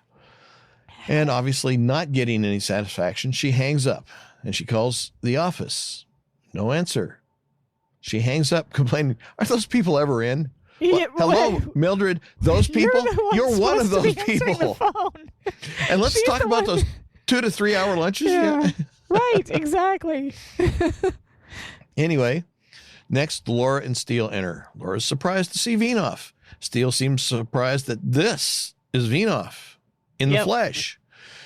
Steele introduces himself, commenting that Vinoff isn't quite what he pictured the man to be. Well, yeah, because he was probably expecting Vinoff to be this attractive man that Laura decided to pose naked for. There was probably some jealousy working his... yeah. Because, well, if you think about it, the way he felt when she was allowing Mr. Dominic to massage her sunscreen and whatnot, even though she was undercover on a case, there was no interest whatsoever in this guy, but that feeling of, well, she'll do it, let him do it, but she won't let me close. So there's probably that, he probably had that same feeling of, well, she let this other guy see her naked, and then seeing Veenhoff, like, ugh, you let that guy see you naked? That's definitely not what he was expecting.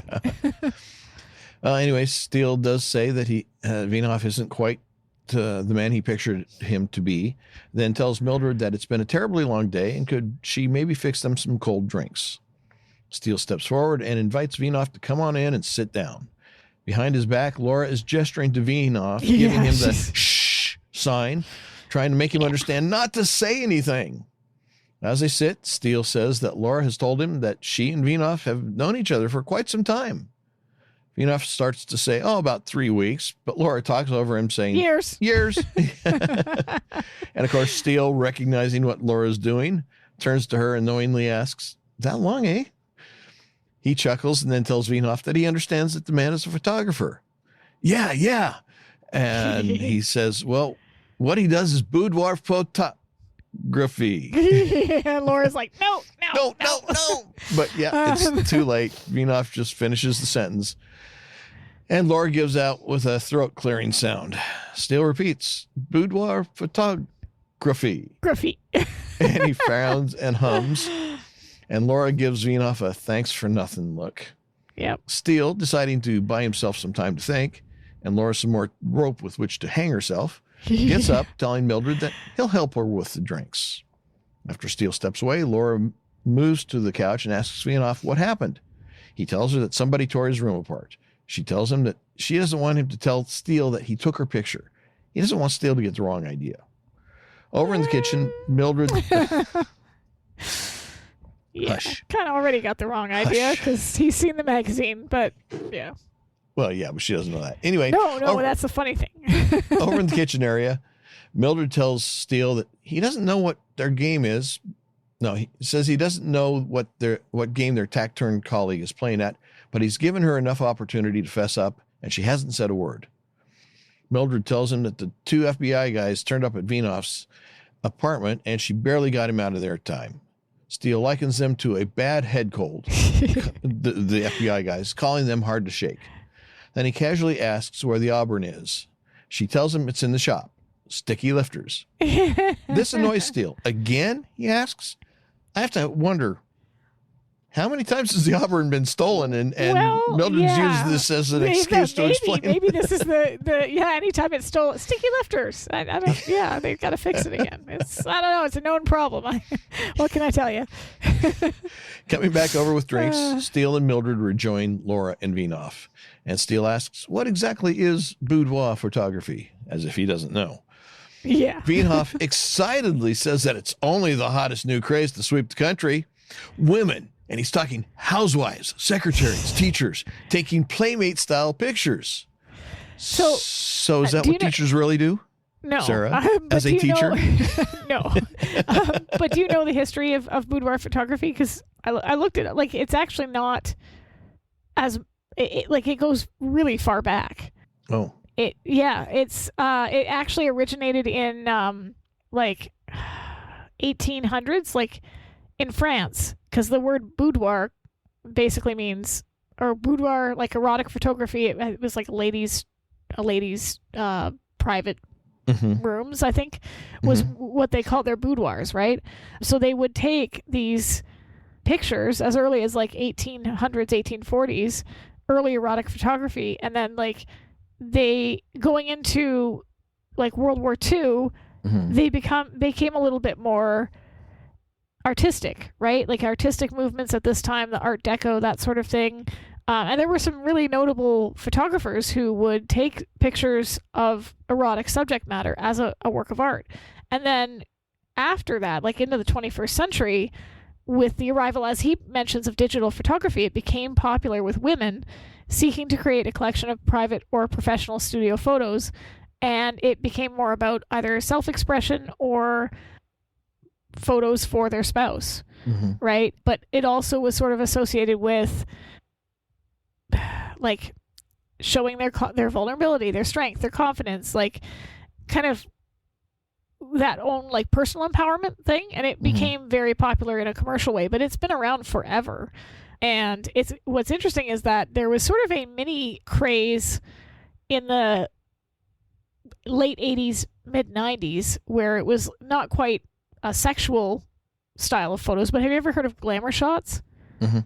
This was, I think, kind of like an offshoot of boudoir photography in the sense that it targeted younger generation, and it wasn't intimate photos, but it was like highly stylized, heavily made up professional glamour photos that made you look as if you just stepped out of a magazine. Of course, your hair was done up, the lighting was soft, your makeup was heavy, and you got all these girls, typically girls like between, I want to say 12 and, I don't know, 18, that took these glamour shots, and you look back on them and you're like, oh my god, that looks horrible. But back then we thought, oh my gosh, we look so glamorous, we look so beautiful. Like my friend had a glamour shot taken, I remember it was on her mantle.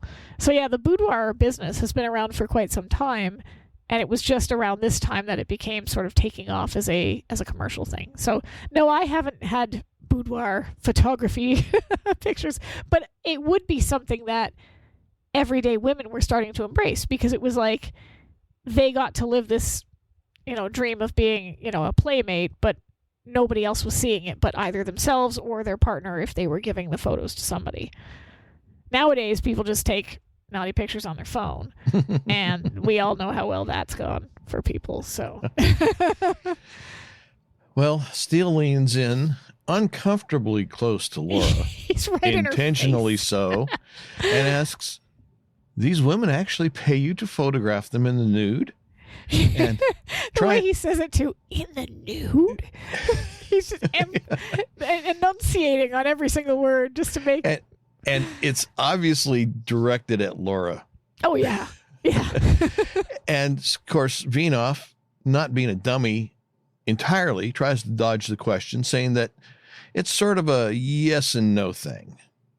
He admits that most of them come in not expecting to do any real nudity, but then lecherously says, with a grin, but a couple glasses of wine. And Steele gives Laura an "isn't that interesting" look. Yeah. Vinoff continues, saying that the women see a little slideshow of some previous clients. The next thing you know, he gives another slightly lecherous look and chuckle, and concludes, these women are getting into the real arty stuff, as he calls it. So, ew, first of all. But secondly, this should be the first red flag to both of them that Vinoff is sketchy, if they didn't think so before. Because unless these other clients have signed a release form that allows their pictures to be used as advertising material for his boudoir photography business, he shouldn't be showing private client photos to other potential clients. Like, if you think about it, these are intimate photos that they're taking for their spouse.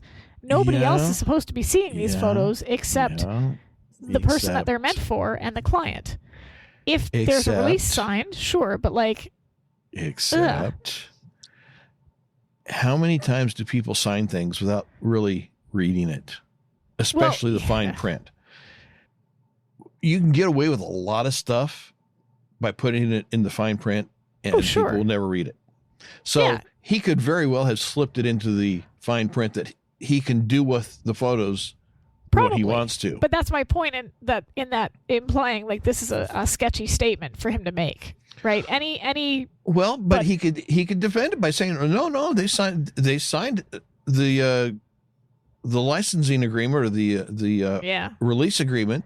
They signed it. I'm not doing anything sleazy, overlooking the fact that he slipped it in on him. But he can still present it as I'm perfectly straight up with this.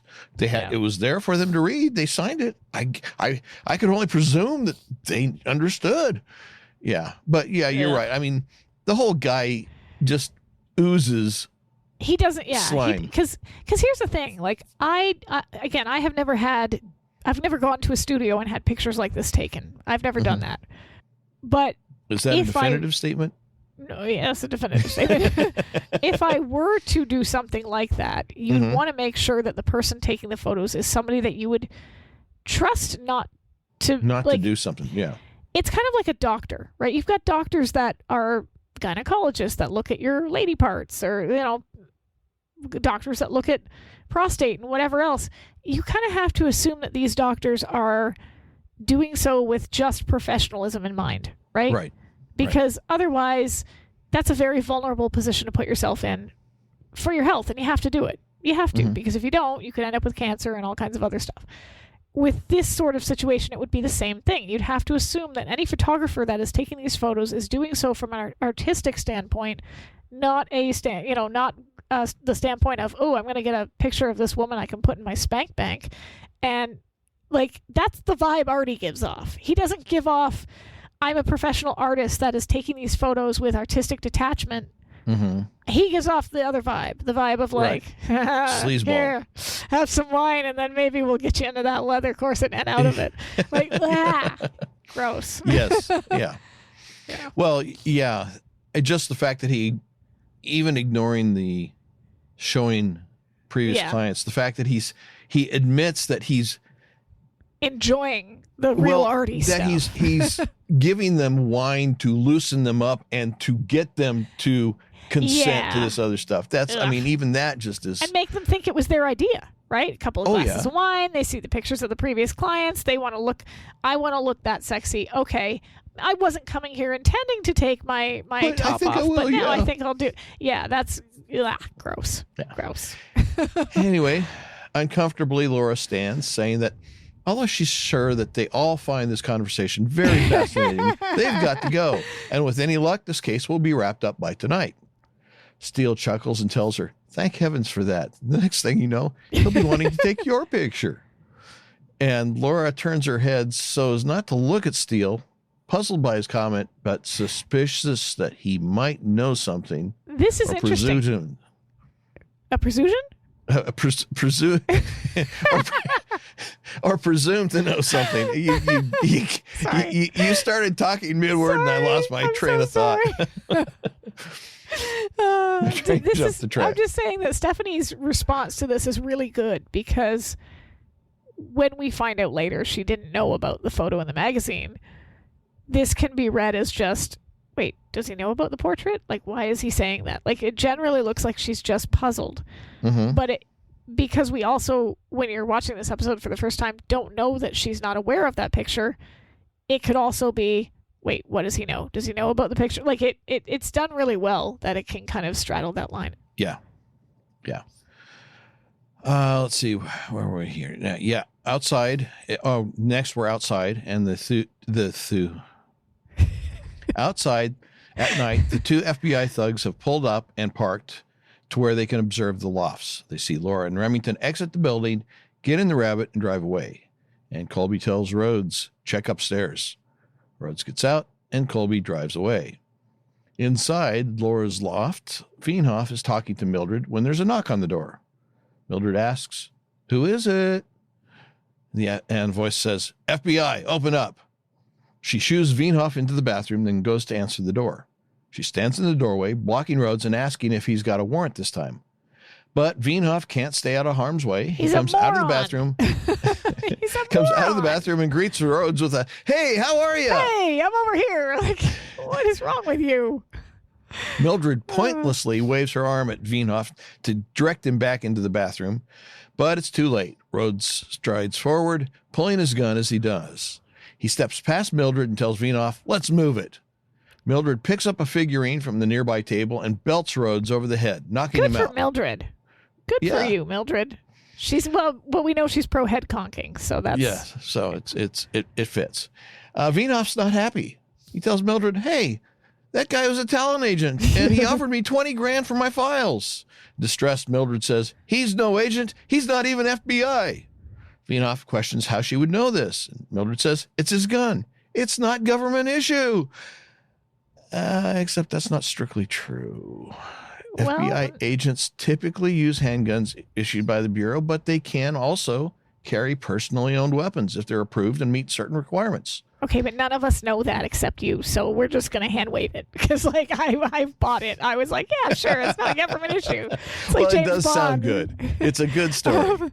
But also, again, here's another red flag in the Veenhoff is a complete sleaze column where he says he offered me 20 grand for my files. That implies he's going to take it and sell all these women's pictures without their consent. Well, that's true. That's true. Right? Yeah. Gross. Creep. Except he's got it. They signed the release. He snuck it in on them, but they signed it. Anyway, next it's dark, and we are in what appears to be a reasonably well-to-do neighborhood. We see the Rabbit parked on the side of the street, and we also see Colby parked across from the Rabbit watching. Inside, Ford Stevens is in a chair getting made up for his pending television interview. Laura and Steele are standing next to him. Steele tells them that he doesn't have time to deal with them right now. He's in the middle of a campaign, and he's a desperate man. He's a busy man.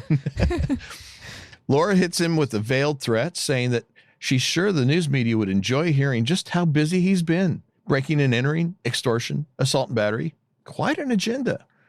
And Stevens goes stiff. Steele asks him if the name Douglas Veenhoff means anything to him. And Stevens visibly deflates. He agrees now to see them and just to tell them what happened. But he begs them to understand that his whole life is invested in his campaign, his house, his kid's future, his pension plan. The risk is enormous. Laura, less than sympathetically, tells him, "We're all ears." Stevens begins, my wife, he steps over to a cabinet, kneels down, opens the door, and pulls out a magazine. He steps over to Steele and Laura and hands it to Steele. It's Bedside Babes. The look on his, I'm just seeing this magazine for the first time. I have never seen this before. So, yes, it's Bedside Babes. It's the Laura Holt issue.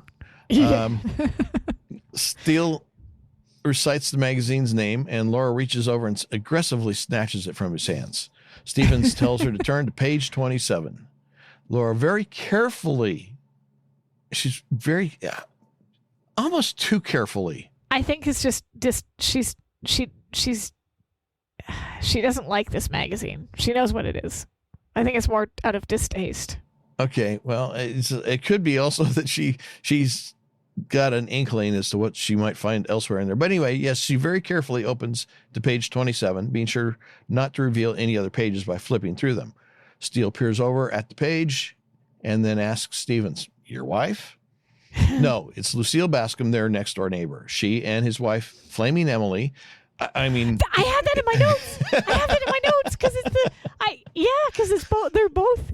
It's because we see names repeated all the time, right? But in this case, it's quite literally two wealthy families with a woman named Emily and some sort of sexual exploitation and or extortion taking place. In the case of the other one, it was phone calls, but this one, it's a picture. But yeah, Emily seems to be the name that you want to use if you want a rich lady who's being blackmailed. Yep. Yeah. Anyway, the two women, Lucille Bascom and his wife Emily, went to a boudoir photographer to have pictures taken. And when his wife first showed the pictures to him, he was flattered. In fact, he admits it was kind of a turn on. Steele's grinning, like that look on his face. He's like, yeah. And of course, Laura's also got a kind of a weird, almost curious look on her face as she turns towards Steele, as Stevens is saying this. And Stevens editorializes, they've been married a long time, to which Steele nods his head knowingly. And then Stevens concludes, then he saw this. And when Laura questions him, asking if what he's telling them is that Douglas Vienoff took the picture, Stevens adamantly affirms it, saying that that's why he wanted his files, suggesting that it would be disastrous for his campaign if his wife ended up in a smut magazine like that. Laura says that she doesn't think there's much chance of that, pointing out that, as you said earlier, his wife would have to sign a release before Vienoff could sell her pictures. Well, at that moment, Emily, who has apparently been overhearing part of the conversation, enters and informs her that her friend informs them that her friend Lucille didn't sign a release. And when Steele questions her on that. That means one of two things. Either what you said, where they did sign a release, they just didn't know it. He just snuck it in as part of the general client agreement or what have you, or he's just illegally selling their pictures. Yeah. When Steele questions Emily on the fact that her friend supposedly didn't sign a release, Emily's insistent, telling Laura not to be absurd. The pictures were meant for her husband's eyes only. And Steele gives out with a seemingly disbelieving, I think he's just more amused about the Laura looking through the magazine and kind of like waiting for her to find what she's about to find. Right? Like he knows this is coming and he wants to see her reaction. He wants to be on the sideline watching. Exactly. Yeah. But at this point, this is where I have some issues with Steele's behavior. Because up until this point, he thought that Laura had knowingly taken this picture and maybe and for the magazine and just was lying to him about it. Mm-hmm. But it's pretty clear here, after they make the comment about Lucille not signing any release, that these pictures have been taken and sold without these women's consent, and that these women are now, like that poor woman, Lucille Bascom, is now being looked at by anybody who picks it up off a stand. That would be damaging to your career, to your family, to your, that's more than just a funny joke, right? It would kind of destroy your life. And that's why Ford Stevens obviously doesn't want his wife to. It's not just his political career, but I mean, obviously that would be a part of it. It would also be everything around it. Their kids would be made fun of. There could be job loss. So Steele's waiting for, he's amused by this now. And it kind of bugs me a little bit because if he knows her the way he should know her, he would know that Laura would be humiliated beyond all reason. And he finds it funny? I don't know. I don't love that. The only thing that would mitigate the problem somewhat is, I would guess, since Vienoff is selling these photos without permission, he's probably giving fake names to the magazine or letting the magazine make up names. So there would be a little bit of a break in the connection between the photograph and the actual person. I don't think there would be, for though. People who, Because Colby and Rhodes knew it was Laura Holt. Laura Holt, page 42, yeah, right? That's and true. if they weren't putting names to faces, Emily, I could still see Ford Stevens being worried about it, but the likelihood of them being connected would maybe be a little bit less than if her name was the Colby and Rhodes knew who Laura was. They said page 42, babe of the month. She's listed, her name is listed there.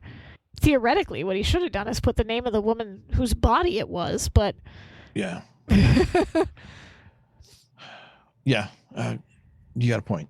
Anyway. The only thing, I mean, this is one of those, we're looking at this from a 2025 perspective, and it's meant to be funny. It's meant to be funny because, of course, she didn't know her picture was there. He does know her picture's there, so he's getting a kick out of her fury. And usually I'm all for that because, usually it's really funny to see her get furious about something and him being like, hee hee hee.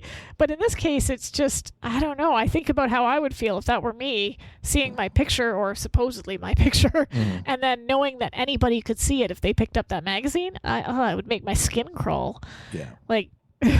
You think he should be enraged on her behalf? I mean, what's his face? Derek Vivian hit on her. And he was livid. Laughed it off and basically just told him, because and said it's not a big deal. It doesn't even matter. Like, I handled it. And he went charging out there to protect her honor. But in this case, he's like, eh.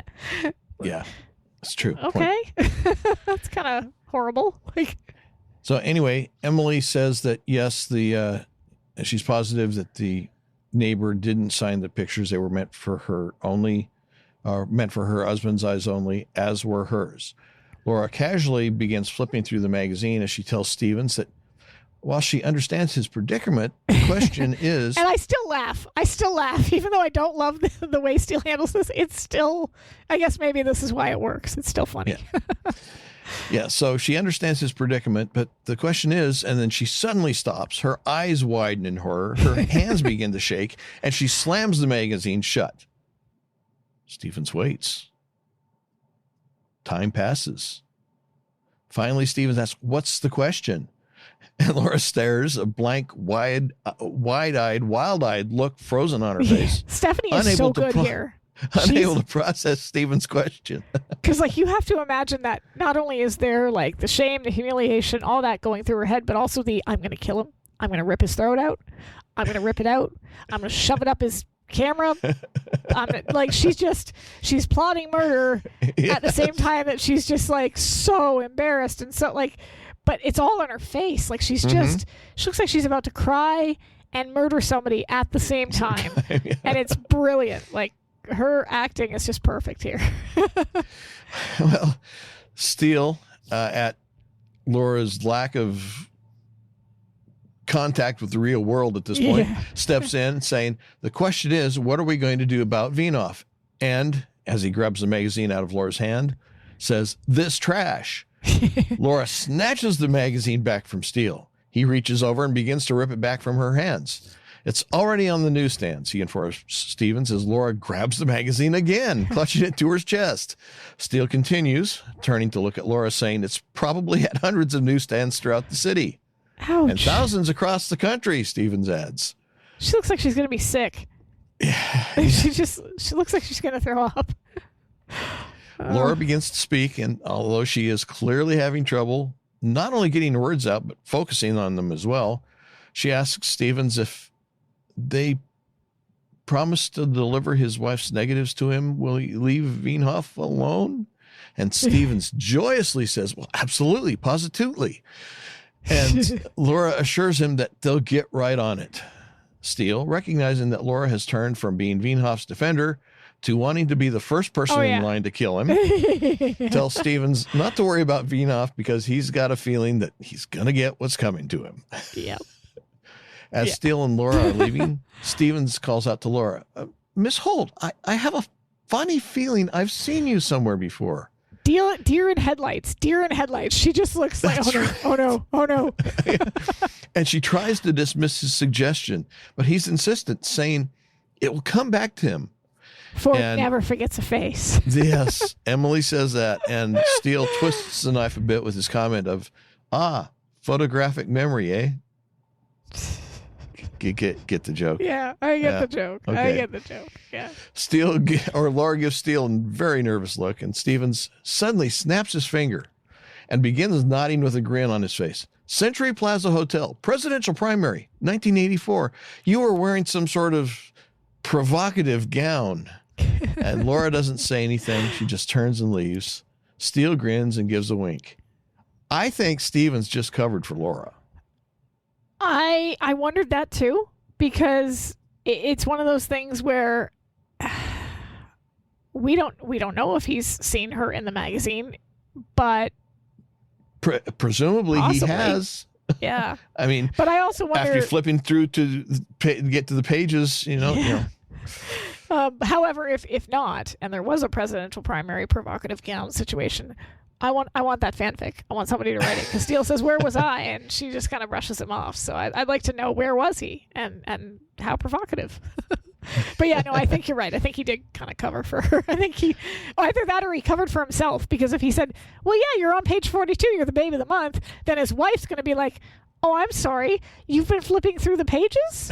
Yeah, that's true too. You've been perusing this book, right? Like, this is probably more to protect himself, because, like, they're neighbors in that magazine, right? He's not going to want to admit he's been perving on the neighbor, like, "Oh, she looks good." Well, next, Laura and Steele are driving through the dark streets, and after a moment, Steele asks the question you just referred to. Provocative gown, presidential primary, where was I?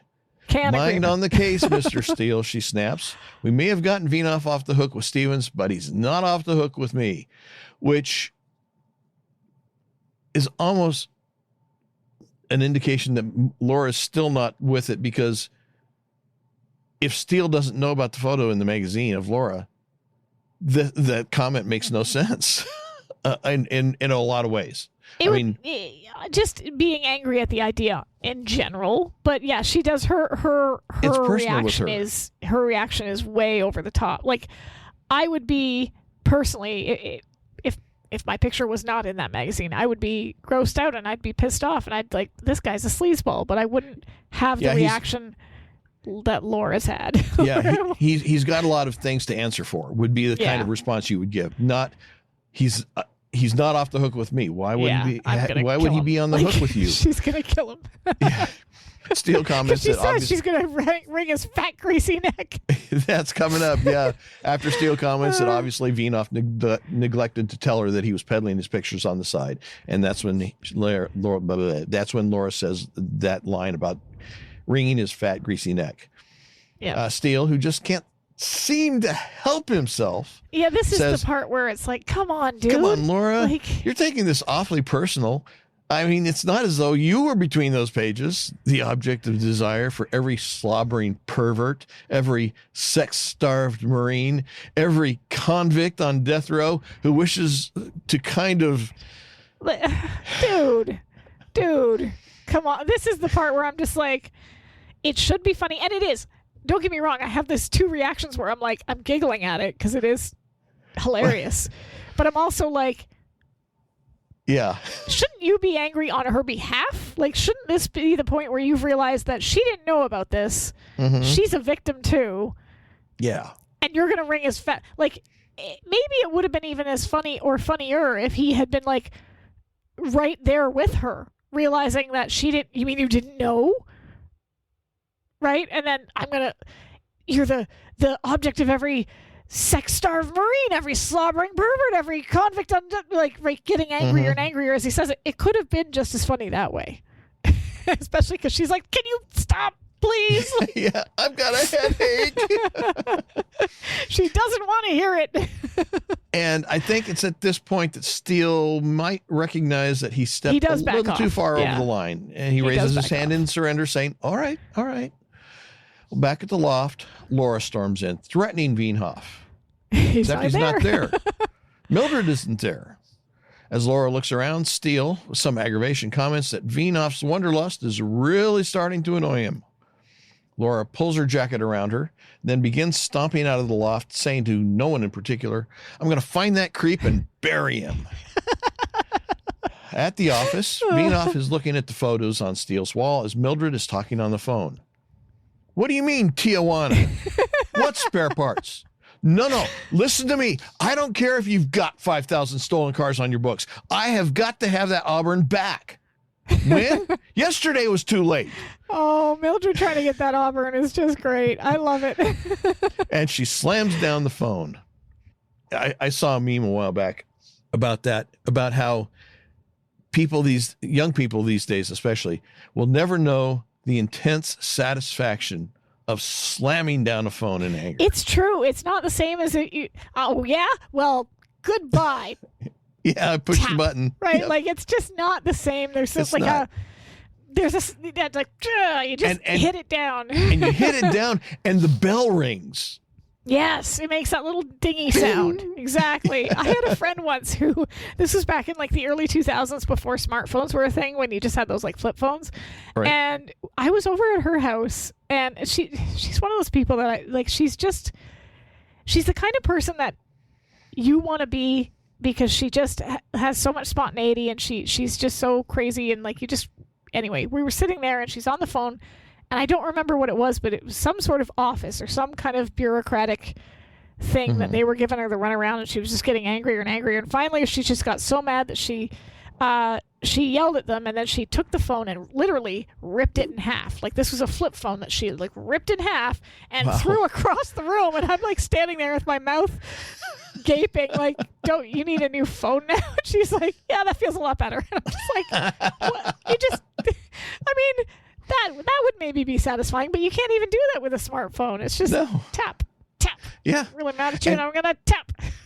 And the thing is, those old phones like that, most of them, especially the ones that sat on a desk where it had the cradle integrated into the case, like you typically have in your house, you could slam that receiver down onto that thing and it wouldn't break. It would ring that bell, but it wouldn't break the phone. Yeah. You know what I just realized? This is going to sound crazy, but just thinking about Veenhoff selling those photos without these women having signed a release, presumably, is technically trafficking. He is trafficking pornographic materials. And at that time it was probably, I know there had been some things about interstate pornographic trafficking, but I don't think, since the magazine was arguably legal, I don't think the photographs themselves would also so trafficking not be the illegal, women's but photos, right? But certainly there's a lot of civil liability. Yeah, and this is one of those things where in the 1980s, this would have been like, this issue has become a lot more pronounced in our media because of smartphones, right? Because now it's not just about, did you go to a professional studio and have your picture taken and that person has sold your picture illegally? This is literally, I've taken this picture and sent it to my partner, and it was meant for my partner only, but then my partners took it and showed it to a bunch of people, or sent, like, there's a porn website called Pornhub that has been in the news a lot recently, and it's partly because it's a Canadian-owned website that I'm aware of this, but because we've seen it in the news, a lot of the videos that end up on that site are homemade tapes that one of the partners, usually the guy, but not always, has sent to the site without the other person knowing it. And generally this has happened after they've broken up. Like, they've even coined a term for it, revenge porn, right? So a lot of these women don't even know that they're now on a porn site, and the lawmakers have struggled to keep up with it because they don't know where this falls in terms of legality issues. You take a picture, you send it to somebody else, it's meant for that person, but what happens when they take that picture and give it to a website or put it somewhere it shouldn't be? That goes back to that documentary I was telling you about, The Most Hated Man on the Internet, where, like, that website he ran where people would just send their ex's pictures to him, and he just kind of went, well, I don't know if the pictures are being sent to me with consent or not. I'm just assuming they are, so it's not my fault. Yeah. Yeah, and there's, not to defend it, but there's a legal argument that could be made. I don't know how valid it is because I'm not an attorney. I just play one on TV. But I mean, there is, I'm sure, a lot of lawyers out there that would make the argument that, hey, this photograph was sent to this person. It's their photograph. They're entitled to do with it what they want. Yeah, that's what I mean by it's a, and especially when it comes to, say, teenagers now, it's becoming an increasingly more difficult issue because if you're underage, technically that's child pornography. Yeah. And that means as well that the person you sent it to could also be liable for possession of without even realize, like, say you've got two teenage kids, right? One of them is, I don't know, 18, right? You got an 18-year-old guy and a 16-year-old girl. They're close enough in age that you wouldn't think much of it. But the minute she sends him a picture of herself naked, he's the one that's on the hook, presumably, because now he's in possession of child pornography. She's a minor under the age of 18. Like, it's, there's. But then he can make the argument that she sent it to me. Yeah, like that's what I mean, though. It's because this whole. The child pornography laws are intended to prevent exploitation of children. But if the child in question is the initiator, then there's this whole, argument that somebody can be made of that says, well, he's not at fault because he didn't initiate it. He was not exploiting her. You've also got, though, that they have like statutory rape laws too, right? Mm-hmm. That technically you could have somebody sleep with somebody underage, and that person underage might have consented, but because they are a minor, the law says they're not able to. So that could fall under that heading as well. Like, yes, she might have sent that picture willingly, but under the law, she's a minor. But either way, like this is sort of the start of it. This is where it begins, right? Because their digital photos, smartphones, they didn't exist back then.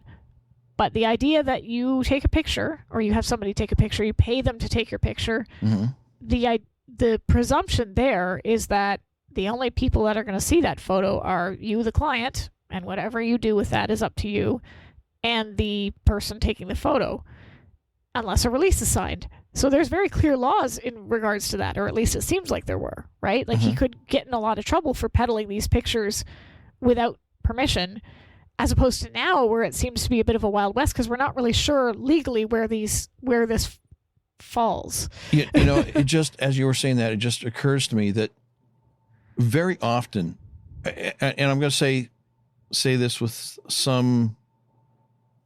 a lot of caveats that are going to be in there, that photographers may have actually created this problem for themselves, because when you go into a photo studio, one of the things they generally have you sign is a form that acknowledges that they own the photographs. They own the negatives. They own the images.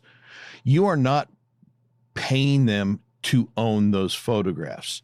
You are paying them to A, take the photographs, and then B, you pay them for copies that you are allowed to own and keep. And so in that, one of the things they often will do is include a clause that they can use these things for promotional materials within their own studio. And it would be, I suppose, easy for I was going to say disreputable lawyer, but that might be redundant.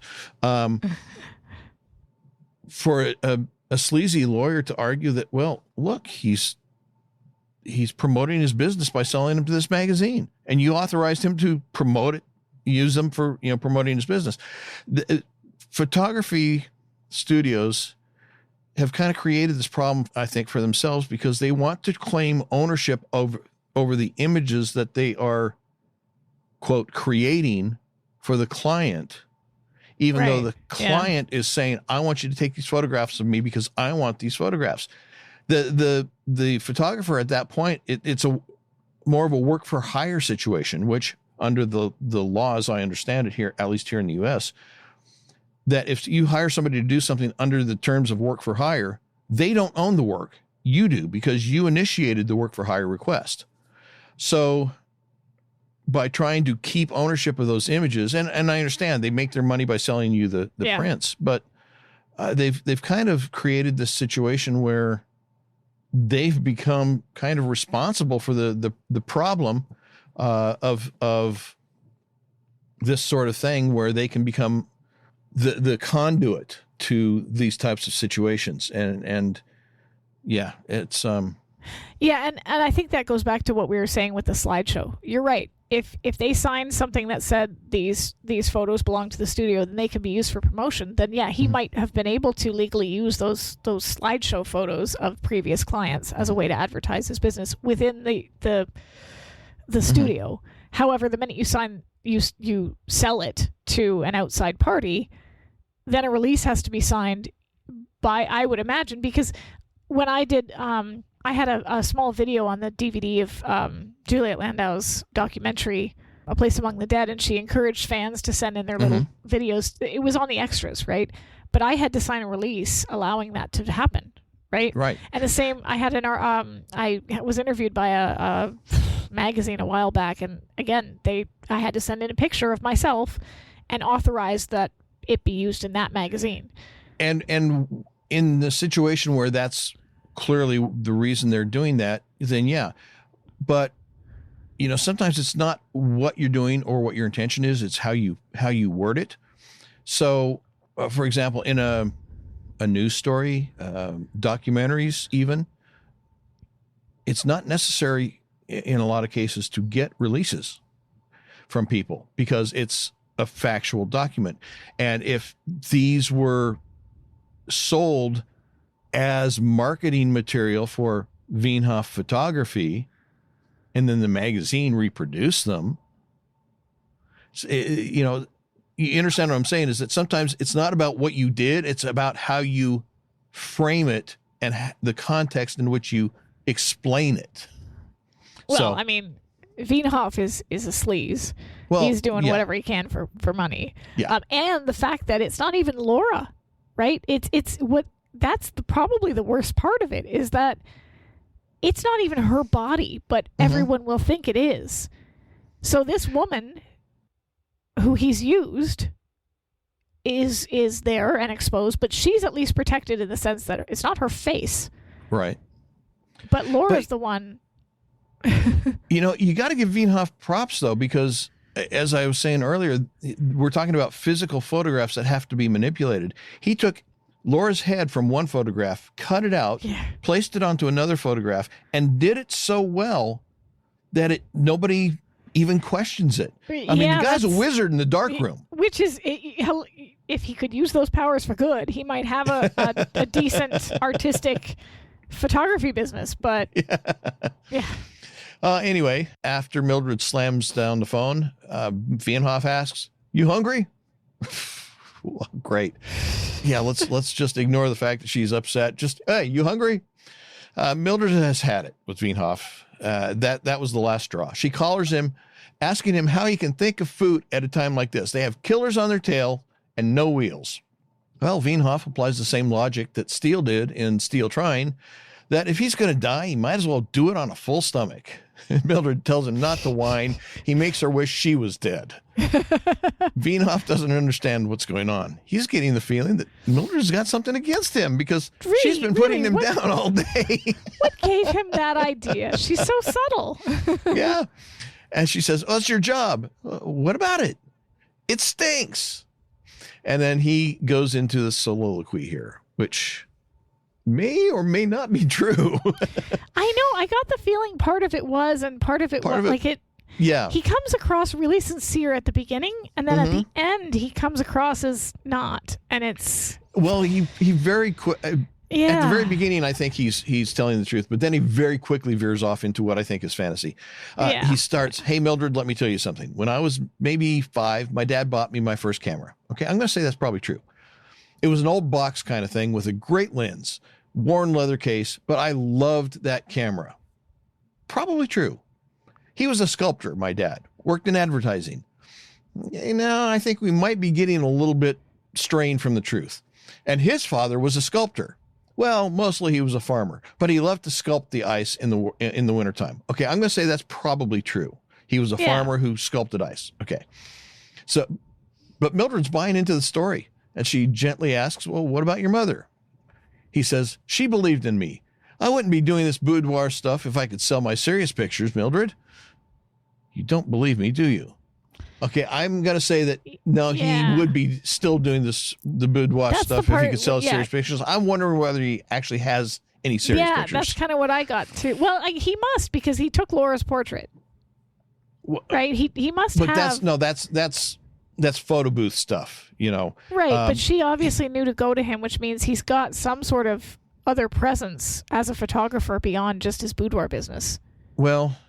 And he was looking at those pictures on Laura's wall with genuine interest and in the medium. So I don't get me wrong. I'm not defending.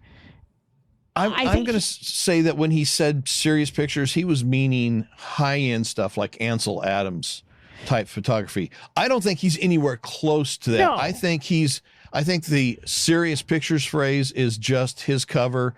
He does the regular portrait stuff as, I'm not going to say as his cover for the boudoir stuff, but it gives him some legitimacy that the boudoir stuff doesn't. And how did Laura get connected up with him? I'm not going to say it's because of his great photography. I'm going to say it's just because she needed somebody cheap, and somebody said, "Hey, I know this guy." Yeah, I'm not saying I can get it for you at cost. I'm not implying he's a real artist in any stretch, but I'm wondering if he feels like he wants to be. Because, he's got delusions of grandeur, to be sure. Right, like because he was looking at those pictures on the wall with genuine interest, and yeah, I mean, I agree. He doesn't have any serious pictures.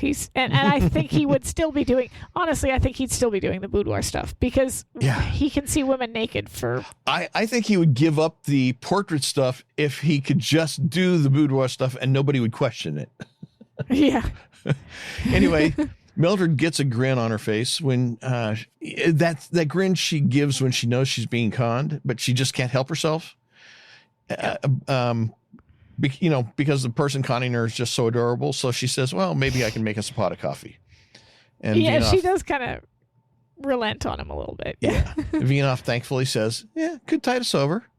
Then after a moment asks, maybe a cookie? Okay, he did it again. And Mildred turns and shakes her finger at him, telling him he's going too far now. Well, back at Viennoff's studio, Steele flips on a light as he and Laura are walking through the hall to the stage.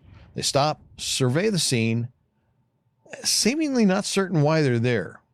Obviously to serve the plot, since Steele suggests that they call it a night and that they pick up the scent in the morning. So you're just going to walk in, take a quick look around, and then leave. Yeah, right. So anyway, they turn and go, and we hear the click of a gun. They turn to see Golf Club Man, who's now Handgun Man, come out of the hiding. Irritated, Steele points at him, accusing him of being a regular fixture there. Laura asks Steele if he really knows this guy. Steele remarks that they have a passing acquaintance. And the man says, I can't afford to be a nice guy anymore, Viennoff. I want those files. Laura steps forward and tells the man that he isn't Viennoff. Of course, he doesn't believe her, but he also doesn't see the man at the far end of the stage coming out slowly from behind the curtain. Steele warns the man that before he starts anything, he should probably know that there's an FBI agent right behind him. Laura, confused, looks at Steele. You know he had two? Yeah. Well, Golf Club Man suddenly turns, sees the man at the far end of the room, and fires at him. What we now believe to be a fake FBI agent dives to the floor as the unidentified man continues to fire a few more shots before he turns and runs. The fake FBI agent takes off in pursuit. Laura gets up. Steele remains on the floor, and after a moment, Laura asks, how does Steele know that guy is FBI? And, of course, they don't know he's a fake yet. And Steele admits that, well, he came to the office that morning, and Laura is livid. The FBI came to our office, and you didn't tell me? You came down here to the studio and didn't tell me? And Steele angrily responds that he would have, but he was too busy trying to figure out what it was that she wasn't telling him. And that kind of pushes Laura over the edge. You knew that picture was in that magazine all along, didn't you? You. And Steele. Sly Devil. Optimistically, he's really Sly Devil? No, he thinks does he really think won a prize. This is the time? Like, what did he think she was going to do after he said Sly Devil? Wink? Fall into his arms? Like, does he want to die? Because right now she's really mad and Viennoff is not there to kill. Well, how did he even get to the point of thinking she would think he was a sly devil? Right, no, that's my point. Like, is he insane? Yes. Well, that sly devil comment, that's it. Laura just explodes and yells, pervert! Still can't believe it. Pervert! Your picture appears in a porno magazine and I'm the pervert. It isn't my picture. And of course she turns and stomps out. And he's left looking so confused. That's right. What did I just stumble into? How did this happen? What is going on here? And how am I the pervert if she's in the magazine? And how is it that it's not her if she's in the magazine? Yeah, he's really confused about that because and probably, I wonder, because again, if we go by the theory that they are not sleeping together, which canonically that is supposed to be what's happening, that he thought for at least a good chunk of this episode that he got a free glimpse at the promised land, so to speak, right? And now he's like, wait, those weren't, that wasn't her. That's not her. I think he committed that image to memory, right? And he's just been going back to it over and over and over again. And now it's like, oh, crap. It's not her. Outside the studio, we see a red sports car of some type speed away, and we get a passing glance at part of the license plate number. Colby, the fake FBI agent, is standing on one side and apparently gets a better look at the license plate because he jots it down in his notebook, walks over to a payphone, and makes a call. After a moment, he says, "Forget Vienoff. I found him." Back at the office, Mildred and Vienoff are enjoying their coffee when Laura and Steele walk in. Mildred greets them and tells Steele that the supposed FBI agents aren't FBI agents. Laura walks over to Vienoff and slaps his arm and says, "I've got just 2 words for you. Bedside babes. I have never felt more humiliated, more ashamed, or more violated in my life. Whatever possessed you to put my face on that picture?" She's, and this, like, I'm sorry, Vienoff, what is wrong with you with this response? Does he want to die? Does he want to die? Because... Well... But the thing is, as he's saying this, the only thing he does is get this, "Uh-oh, I'm busted" look on his face. It's not regret, just, no. "Oh, I'm busted." He's like, "Oh, crap, I've been caught." And yeah. It takes a lot of, I got to say this, it takes some balls, okay, first of all, to sell this woman's picture without her knowledge and then to hire her to protect you from the people coming after you because you've sold a bunch of other pictures without their...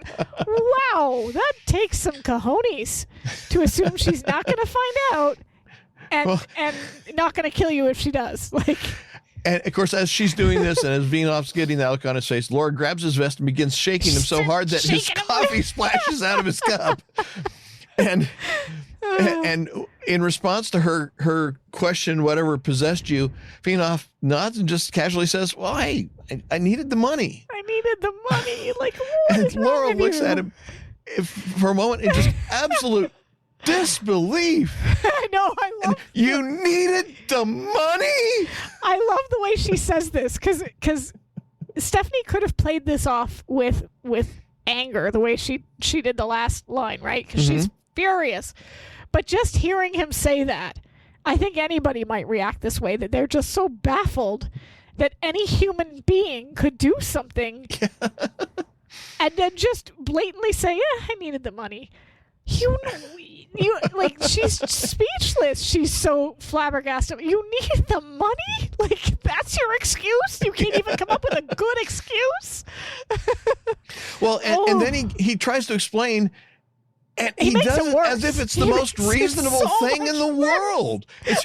He has this great deal going on with the magazine Ohio. They buy his pictures, no questions asked. He never dreamed anybody would find out. I mean, after all, it's Ohio. And to be fair, no offense to anybody who lives in Ohio, but I've been through Ohio. But yeah, he probably just thought it was so far away that nobody in LA would see it because the magazine's in Ohio. But come on. Yeah. You have a relative in Ohio, maybe your picture ends up in that magazine. Somebody sees it. Like, it's possible. He had to know that the magazine had national distribution. Well, yeah, because it's on the newsstands in LA. So That's clearly right. It's not just Ohio that these pictures are being sold to. Yeah. And he continues trying to explain it as if it's just a reasonable thing. So much worse. He had a great shot of a gal with the body of a Venus de Milo, but the face of Buster Keaton. It's like, yeah, so he basically has just said she's got butterface. Right? Like, everything's nice butterface. I haven't heard that one before. No, you've never heard butterface? Yeah, No, she's got butterface. I would, everything's nice butterface. I've heard of the phrase two-bagger, one for you and one for her, so you don't have to look at her. No, I've never heard that one, but butterface is one that everything's nice, but her face. Like, anyway. To be fair, though, here's the thing. Okay, even if her face was hideous, how many people are going to be looking at her face buying that magazine? Yeah, that's true.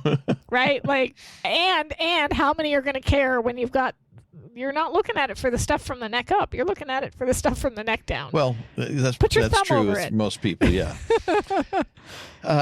Well, at the Buster Keaton comment, Steele grins and gives out with a devious chuckle until he sees Laura staring daggers at him. Why is he still laughing at this? This is not funny anymore. And seeing where Vienhoff was going with his explanation supplies that Vienhoff must have done just a little bit of darkroom magic to put Laura's face on another woman's body. And Vienhoff grins proudly at his cleverness. And excitedly, he calls it digital retouching. It's the latest thing. Yeah, okay. Maybe at this point, digital photography or digital editing was starting to be available, but I don't think it would be the kind of thing Vienhoff could have afforded at that time. I mean, at this time, I looked it up. I think it was the IBM XT, which was one of the very first personal computers for home use.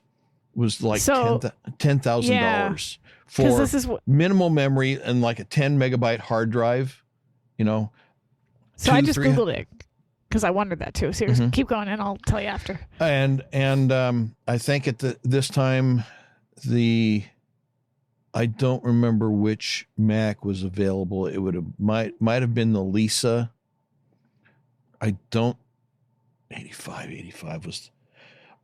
I don't think the Macintosh was out yet. But even so, I mean, you couldn't buy a desktop computer for anything remotely resembling a reasonable price, and the software was expensive as well. I don't think Vienhoff could have afforded this. So okay, yeah. So they do have So I Googled, was digital editing available in 1985 for photography? And by and large, the answer is no. There are some exceptions, but it says that digital photo editing was not widely available or commercially viable in 1985. The technology and hardware for digital image manipulation, along with the first consumer digital cameras, obviously he's not talking about a camera, but an editing software like Photoshop, emerged in the early to mid-1990s. While the underlying technologies such as the charge-coupled device for image sensors existed, the computing power and storage needed for practical digital editing were limited, emerging in a nonlinear video editing system called Harry in 1985, but not widely for photography until the following decade. So, it was there. Also, since he was working on in a film-based format, he would have had to have had a scanner.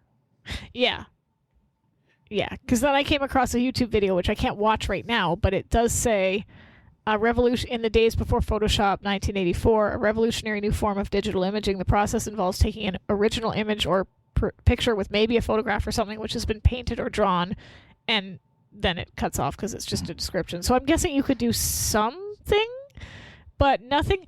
I find it hard to believe that it would be, because you pointed this out earlier, that he must be good at it because he's put her head on this woman's body and it looks believable in the magazine.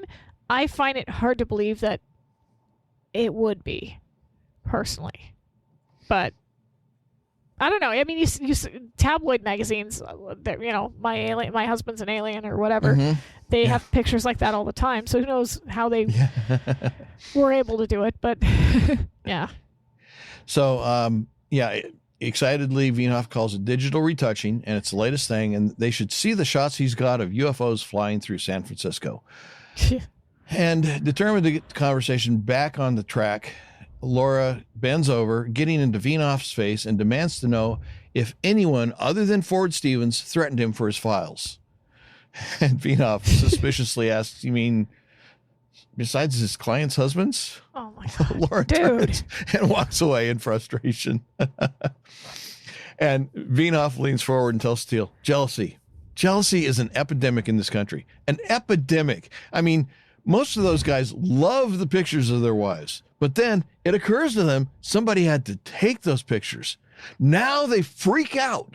One guy actually threatened to bash my head in with a golf club. Okay, let's be clear here, because he's being selectively obtuse, right? Because yes, I'm sure there are probably some husbands who received the pictures and got jealous that someone took them that wasn't them, sure.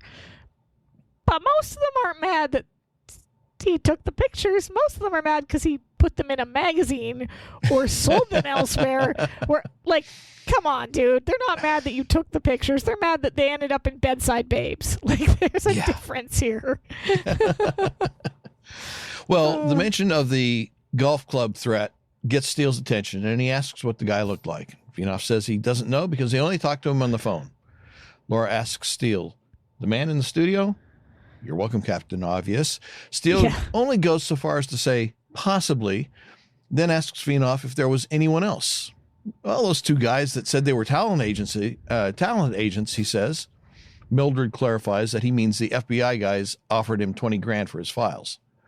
Vinoff says he jumped at the offer, but before he could get anything together, he comments that his filing system is not exactly up to date. Guys started pouring out of the woodwork. He came to the conclusion that he wasn't going to get a chance to spend the $20,000, so when Laura suggested that he hole up until she gets some things straightened out, he jumped at that too. Well, the guy's an opportunist everywhere. He is the worst of the worst. Like, he's just awful. Mildred asks what it is in the files that makes them so valuable. Vinoff says, well, other than names, addresses, and maybe negatives, he doesn't know. Laura asks how many other pictures he sold to Bedside Babes. And Vinoff, not wanting to be too specific, equivocates, claiming he doesn't know, maybe a couple. Steele walks over to the desk. Laura walks over to the desk, grabs the magazine, and refusing to look at Vinoff, holds it out behind her, demanding Vinoff identify which couple. Of course, this is also presuming that we're not talking about any prior issues. Well, that's the thing, right? Because he's probably been doing it for a while. Yeah, this is not new, so ugh, gross. Well, as Vinoff begins to flip through the pages, Steele asks Laura for the theory that she's obviously developing. She points out that the common denominator here seems to be that magazine. The phony FBI came looking for her to get to Vinoff to get to somebody whose picture is in that magazine. And almost as soon as Mildred asks, yeah, but who, Vinoff holds the magazine out, folded back to a specific page, and says, her. Laura, handing the magazine to Mildred, who looks at the photo in question, then shows it to Steele, wants a name. Vinoff doesn't remember, but guesses that it's in his files. Laura grabs him and starts pulling him toward the door, saying, let's just hope we can get to them before they do. Yeah. Steele follows, leaving Mildred behind. We next see Colby on a payphone outside a convenience store, Rhodes sitting in the car behind him. Colby is telling somebody named Sal that he's the one with the connections, so use them to trace the license number and make it snappy. He knows they're on to him. He hangs up, asks Rhodes if he wants anything. Rhodes says, yeah, ham and cheese, no mayo, and a little mustard. And see if they can warm it up for me. Back at Vinoff's studio, Laura, Steele, and Vinoff are plowing through the drawers of photographs and negatives. It's clear that they are having trouble finding what they're looking for, prompting Laura to comment that she thought Vinoff said he knew where everything was. Well, he says he does. It's right here. Right here, of course, meaning somewhere in this disorganized chaos of his filing cabinets and non-existent filing system. It's kind of like a trend with guys like this, right? Where, I've got my whole filing system. It's all in order if order didn't exist. Yeah. He says he does have plans to eventually put it all on a computer someday when the prices go down, which again plays into the fact that he probably didn't have a computer, so how could he do the digital retouching? Yeah. This is where I put in some pricing information. 1985 Commodore Amiga, price tag $1,295, adjusted for inflation price $3,280. The IBM PC XT with 640K of RAM. 640K of RAM. That's your basic word processing file these days is bigger than that. I know. Two 360K 5.5-inch floppy drives and a 10 megabyte hard drive would have cost $4,400, equivalent to $10,700 in today's dollars. The amount of stuff you can do on your phone alone compared to those computers from it's insane to think about. In fact, when I was in high school, I had a teacher, I don't remember what class it was in, say that in a simple handheld basic 4-function calculator, you held more power in your hand than NASA had for all the computers that put somebody on the moon. That's true. That is true, actually, because Yeah, they had to. It turned out to be people that did a lot of that math, as opposed to they did have the computers, but they weren't. Yeah, they were doing a lot of it on paper. Yeah. Slide rule. Yeah. Anyway, at the comment about how Vinoff might eventually someday put all this stuff on a computer when the prices come down, Laura snidely remarks that she pities the computer. Yeah, no kidding. Well, at about the same time, Steele announces that they found the information they are looking for. He reads the information off. Eileen Fitzgerald, care of Castle Rock, 12312 Victory Boulevard. Laura questions, Castle Rock? Vinoff says, yeah, now he remembers. Miniature golf course out in the valley. But there's no home address. Laura says, let's see if Mildred can dig one up. Laura and Steele turn to leave, and Vinoff surveys the wreckage that Laura and Steele left of the mess. Yeah, right. That was Vinoff's studio to begin with. Then sarcastically says, sure, leave a mess. I'm sorry, dude. Who can tell? Like, after all you've done, that's... Yeah. Well, his place was a mess to begin with. How would he tell? How could he tell what they messed up? Well, but when it's your mess, you know your mess. It's just when it... Yeah. Yeah, I guess. Anyway, back at the office, Mildred is being frustrated. Credit rating for Eileen Fitzgerald, not available. Credit card information for Eileen Fitzgerald, not available. In fact, nothing she searches for relating to Eileen Fitzgerald is available. Laura observes that Eileen Fitzgerald has less of a past than Mr. Steele. Bold thing to say with the client sitting right there. Right? I thought that too. Like, why are you saying that out loud? Yeah. Of course, it's only Vinoff. I mean... Yeah. Right. Not exactly the sharpest tool in the shed. Anyway, Steele asks about the location of the agency's gun as he starts looking through drawers. And Laura confirms that she thinks it's in a drawer. Again, the careless attitude about guns. As much as I advocate for proper responsible gun ownership, this is funny. It's always funny. It is always funny that they can't find their gun, and always funny that if they find the gun, they don't know where the bullets are, or vice versa. Well, as Steele continues to prowl through the drawers, Laura muses, what kind of a person has no driver's license, no social security number, no birth certificate, no record of their existence whatsoever? Mr. And Steele, just out of the blue, says, hide in plain sight. Ignoring him, Mildred suggests a murderer. Laura suggests a bigamist. Vinoff suggests an embezzler. Steele continues, James Caan, Jill Eikenberry, United Artists, 1979. Caan's ex-wife was married to a two-bit felon who testifies against the mob. The FBI gives them a new identity. The whole family disappears, much like our gun, actually. Like our gun? Oh, I like that. Laura, yeah, and the way he delivers that, it's just like... It's like an offhand, an aside. Much like our gun, without actually. a pause. Yeah. The whole family disappears, much like our gun, actually. Laura slinks over to Mildred and, in a conspiratorial tone, tells her, don't quote me, but you may be onto something. See what you can dig up about the Federal Witness Protection Program. Well, as Steele and Laura move to the other offices to search for the missing agency gun and bullets, Mildred turns to her computer to begin her research. The guy that comes in just now, he's hilarious. Yes. Then we see this figure outside the office doors. He's tall, wearing a fedora and a long, rumpled trench coat, and looking like he isn't on friendly terms with his razor. No. He enters the office, stalks toward the desk, and asks, somebody hire a PI? Mildred shushes him, then begins pawing through papers on her desk, looking for a Polaroid photograph. As Laura and Steele return to the office lobby, Steele announces he's found the gun. Laura announcing she's found Steele announcing he's found the bullets. Laura announcing she's found the gun.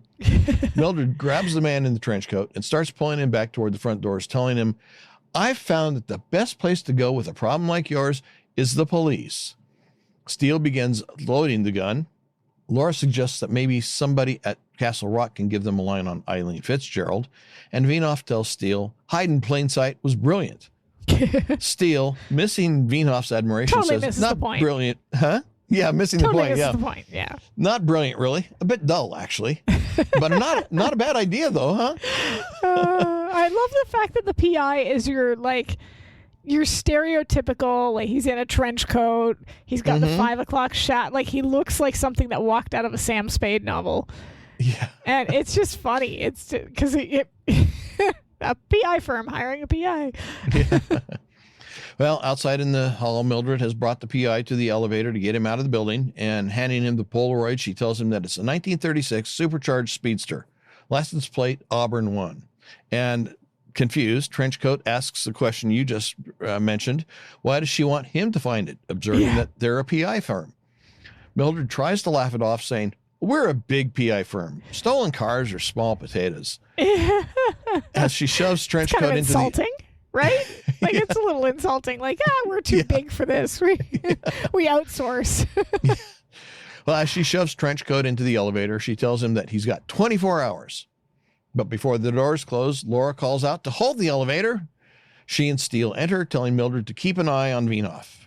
The doors close, and Trenchcoat begins eyeing Laura and Steele, who seem to be wondering who exactly he is and why poor he's Mildred eyeing them. Looks terrified as those doors shut. Yeah. Like she's going to be found out. Yep. Back at the convenience store, Colby comes out just as the payphone that he and Rhodes are parked beside starts to ring. Colby rushes over to it to answer it. As he listens, he questions the info he's given. Miniature golf? Are you sure? What's the address? He jots the information down on a notepad. Next, we are at a miniature golf course, and we see Golf Club Man running up the stairs of the castle. Golf Club Man. Yes. At the top, he rushes over to Eileen, the woman that Steele had identified from the photos in Vinoff's file, who was wearing a pair of earrings that really, quite frankly, look like cheap costume jewelry rings that you might get out of a quarter vending machine. Sorry if anybody listening is the costumer for the show, but I mean, they looked really, really, Golf Club Man puts his arm around her in a gesture of comfort and protection. She asks what time it is. He tells her they have about 5 minutes. Distressed, she says, how ironic, all this trouble to hide from them, and we turn up right under their noses. Golf Club Man tries to console her, telling her it wasn't her fault. She didn't know Vinoff was going to sell her pictures to that magazine. But she refuses to let herself off the hook, saying that she's been through this 100 times in her mind, and she never should have had those pictures taken. We also learned that Golf Club Man's name technically is Michael, but he shall henceforth be known as Golf Club Man. Golf Club Man says that regardless of what happened, those pictures were the best birthday present she had ever given him. I mean, it's kind of sweet in a way when you think about it, right? Yeah. Like, especially if they've been on the run for so long, like something like that might feel like a romantic gesture to feel normal, right? Yeah. So I don't know. Yeah. But again, she refuses to let herself off the hook, saying that if she hadn't testified, none of this would have happened to him. Here's my question. And maybe I'm misunderstanding something, but I was under the impression that with situations like this, with witness protection and whatnot, it's to protect a witness so they can testify. She says she's already testified. Mm-hmm. Yeah. Why is their life still in danger if she's already testified? Whatever damage has been done, has been done. Right? The damage that's been done is only part of it, because you don't want other people to get the idea that they can testify against you and get away with it. See, you want them in fear, so much in fear for their life that they know that they better not say anything, because even after it's over, you're not safe, because they will hunt you down. They will get you eventually. It's first, before the trial, it would be to try to stop them from testifying. Afterwards, it's revenge, and it's to send a message. Don't cross us or you're dead. Fair enough. So, and people that go into witness protection do disappear forever, basically. Or that's the goal. Anyway, he assures her that, hey, you're my wife. I love you. We're in this together. But then, trying to lighten her mood, he tells her that it could be worse. It could be at her mother's. He grins at his joke, and despite herself, like very affectionate, very sort of realistic couple line. I like that. Yeah. And he grins at his joke, and despite herself, she smiles back. At the sound of a horn, they turn and down below they see an armored car coming into the parking lot.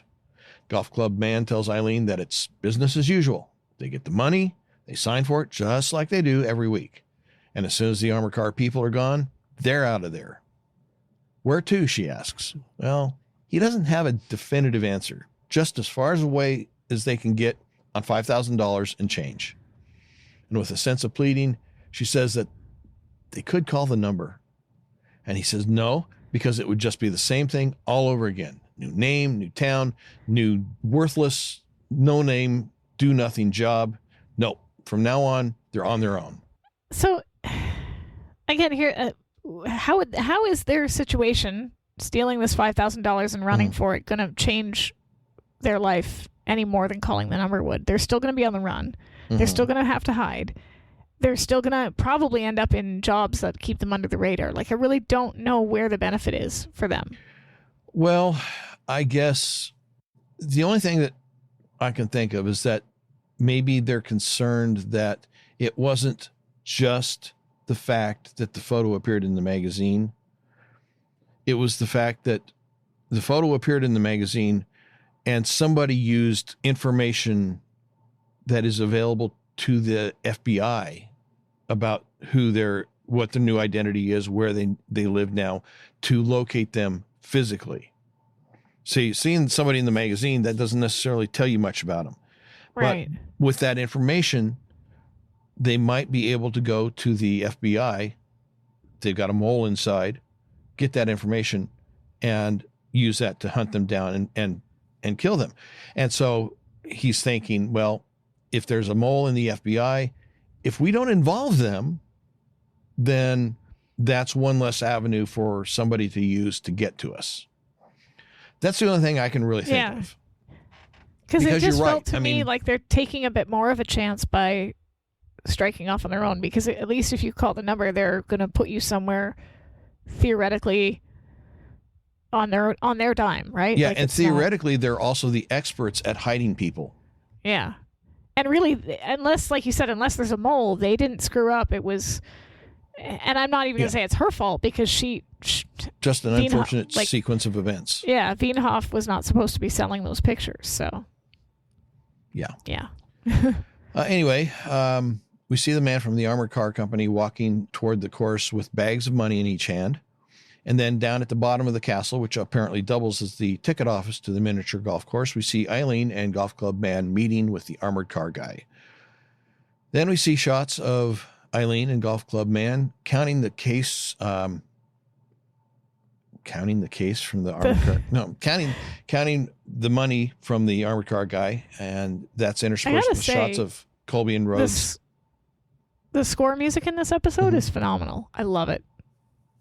It feels very similar to Red Holt Steele's score music. Okay. Like that sort of urgent synthesizer score. Okay. It's just really well done. Okay. The shots of them counting the money are interspersed with shots of Colby and Rhodes driving toward the golf course, as well as shots of Laura and Steele doing the same. We then see Eileen and golf club man wave goodbye to the armored car guy. But as they're walking away from the ticket window, they spot Colby and Rhodes jump the fence into the course and then, of course, head toward them, guns drawn. The two turn to run toward the entrance to get away from Colby and Rhodes. But when they get there, Steele and Laura have just come screeching to a halt. So the two of them, thinking maybe that Steele and Laura are also after them in a bad way. I mean, they don't know who they are. Yeah. Yeah. Turn to run yet another direction. Laura and Steele jump the fence into the course. And then the two suspects continue running for their lives, though through various obstacles, including a water trap, until they run out of room and up against the fence. Then they take off in yet another direction, with Colby, Rhodes, Laura, and Remington all still in pursuit. Colby spots Laura and Steele and turns to take a shot at them to deter them, then runs off. Well, the chase is now not just Colby, Rhodes, Laura, and Remington chasing Eileen and golf club man, but it's also Colby pursuing Laura and Remington. Colby fires more shots at Remington and Laura, who are taking cover behind several of the golf course obstacles. And Steele pulls out the agency gun and returns fire. So here's a question. I think this is the only other time he's fired it, aside from Elegy. Yeah, I think you're right. Am I right? Yeah. It struck me when I was watching this. I thought we've only ever seen him, as far as I know, and if I'm wrong, other people can chime in and tell us which episodes I'm forgetting, but I only remember him firing at what turned out to be a mirror in Elegy, and then this. Yeah, I think and so. Laura fired the gun once, I think, in that one where they tackled the woman down the stairs. I don't know. She was offhand. It's gonna bug me. But even though Steele pulls out the agency revolver and returns fire, apparently he didn't bother to fully load the gun because he only fires 3 shots. And maybe they only found 3 bullets. Typically a revolver holds 6 rounds. So yeah. They said they found bullets, but they didn't say they found 6 bullets. Well, okay. Got to win the argument, don't you? Anyway, after seeing Steele gesture in frustration at his failure to properly load the revolver, leaving him on the short end of a firefight, Laura spots a bucket of balls and a golf club. As Colby continues to fire at Steele, Laura begins to maneuver toward them. Colby runs out of ammo just as Laura reaches the bucket of balls and the club. She grabs a ball, picks up the club, spots the ball, lines up her shot as Colby is trying to reload. And apparently Laura is an outstanding pro-level golfer because she hits Colby with the ball on the first try. She needs to join the women's PGA, you know? Because, like, that shot is... Yeah, it's... Yeah, that's one of those, like, you got to hand wave it because for the purpose of the plot, yeah, sure. But no way in hell would anyone make that shot on the first round. Unless it was luck. Yes. The hit stuns Colby, who stumbles around for a moment before finally re-engaging his senses enough to realize that Steele has started toward him, and he starts running. But he starts running toward the waterfall feature and falls over the falls. Steele jumps down the waterfall. Fisticuffs begin between him and Colby, with Steele getting the better. But Eileen and Golf Club Man are still in danger. You see them running as Rhodes fires at them several times, and one of those shots hits the Golf Club Man in the leg, and he goes down. Eileen drops to the ground beside him. Rhodes comes running up toward them, gun drawn, and approaches to within a few yards of the two. He raises his gun, preparing to shoot, but Laura comes running up from behind him and whacks him over the head with the golf club. Rhodes drops his gun and then whacks his arm with the golf club. Rhodes drops his gun and grabs his arm in pain. Laura grabs the gun, then moves next to Eileen and Golf Club Man. Rhodes tries to get up, but Steele arrives on the scene, hitting him in the middle of the back, which of course renders him unconscious. Case closed. Yep. Now for the tag. In a parking lot, Vienhoff is seen behind the wheel of his car, which appears to be a 1955 Pontiac Star Chief. That one took me a little while to look up. Steele is leaning against the side of the car at the driver's door as Mildred looks on. Vienhoff tells Steele that if there's anything he can do to make it up to him, just say so. Steele tells him that it's not he that Vienhoff's in the doghouse with. Vienhoff asks if Steele has any advice for him. Steele does. Put it in drive and pray you never cross your path again. Steele and Mildred walk away as Vienhoff drives off. Mildred, bragging on herself, tells Steele that she didn't do a bad job on this one. And Steele agrees that she has a keen nose for fraud, which is always an asset. True. Mildred asks if that means he's proud of her. Wait. Mildred knows he's a fraud, a fake, and a phony, but she still wants plaudits from him. Well, I think it's just because she knows that she's going to get caught eventually with the Auburn situation, and she wants to butter him up as much as possible. Okay, that could be. I hadn't thought about that. But yeah, you're probably right. You know? Like, so you're proud of me? I did a good job? You really want me to be employed with you, right? Steele acknowledges that if it hadn't been for her persistent shuffling of Vienhoff from place to place, the phony FBI would have grabbed him, and the poor old Fitzgeralds would have been dead ducks.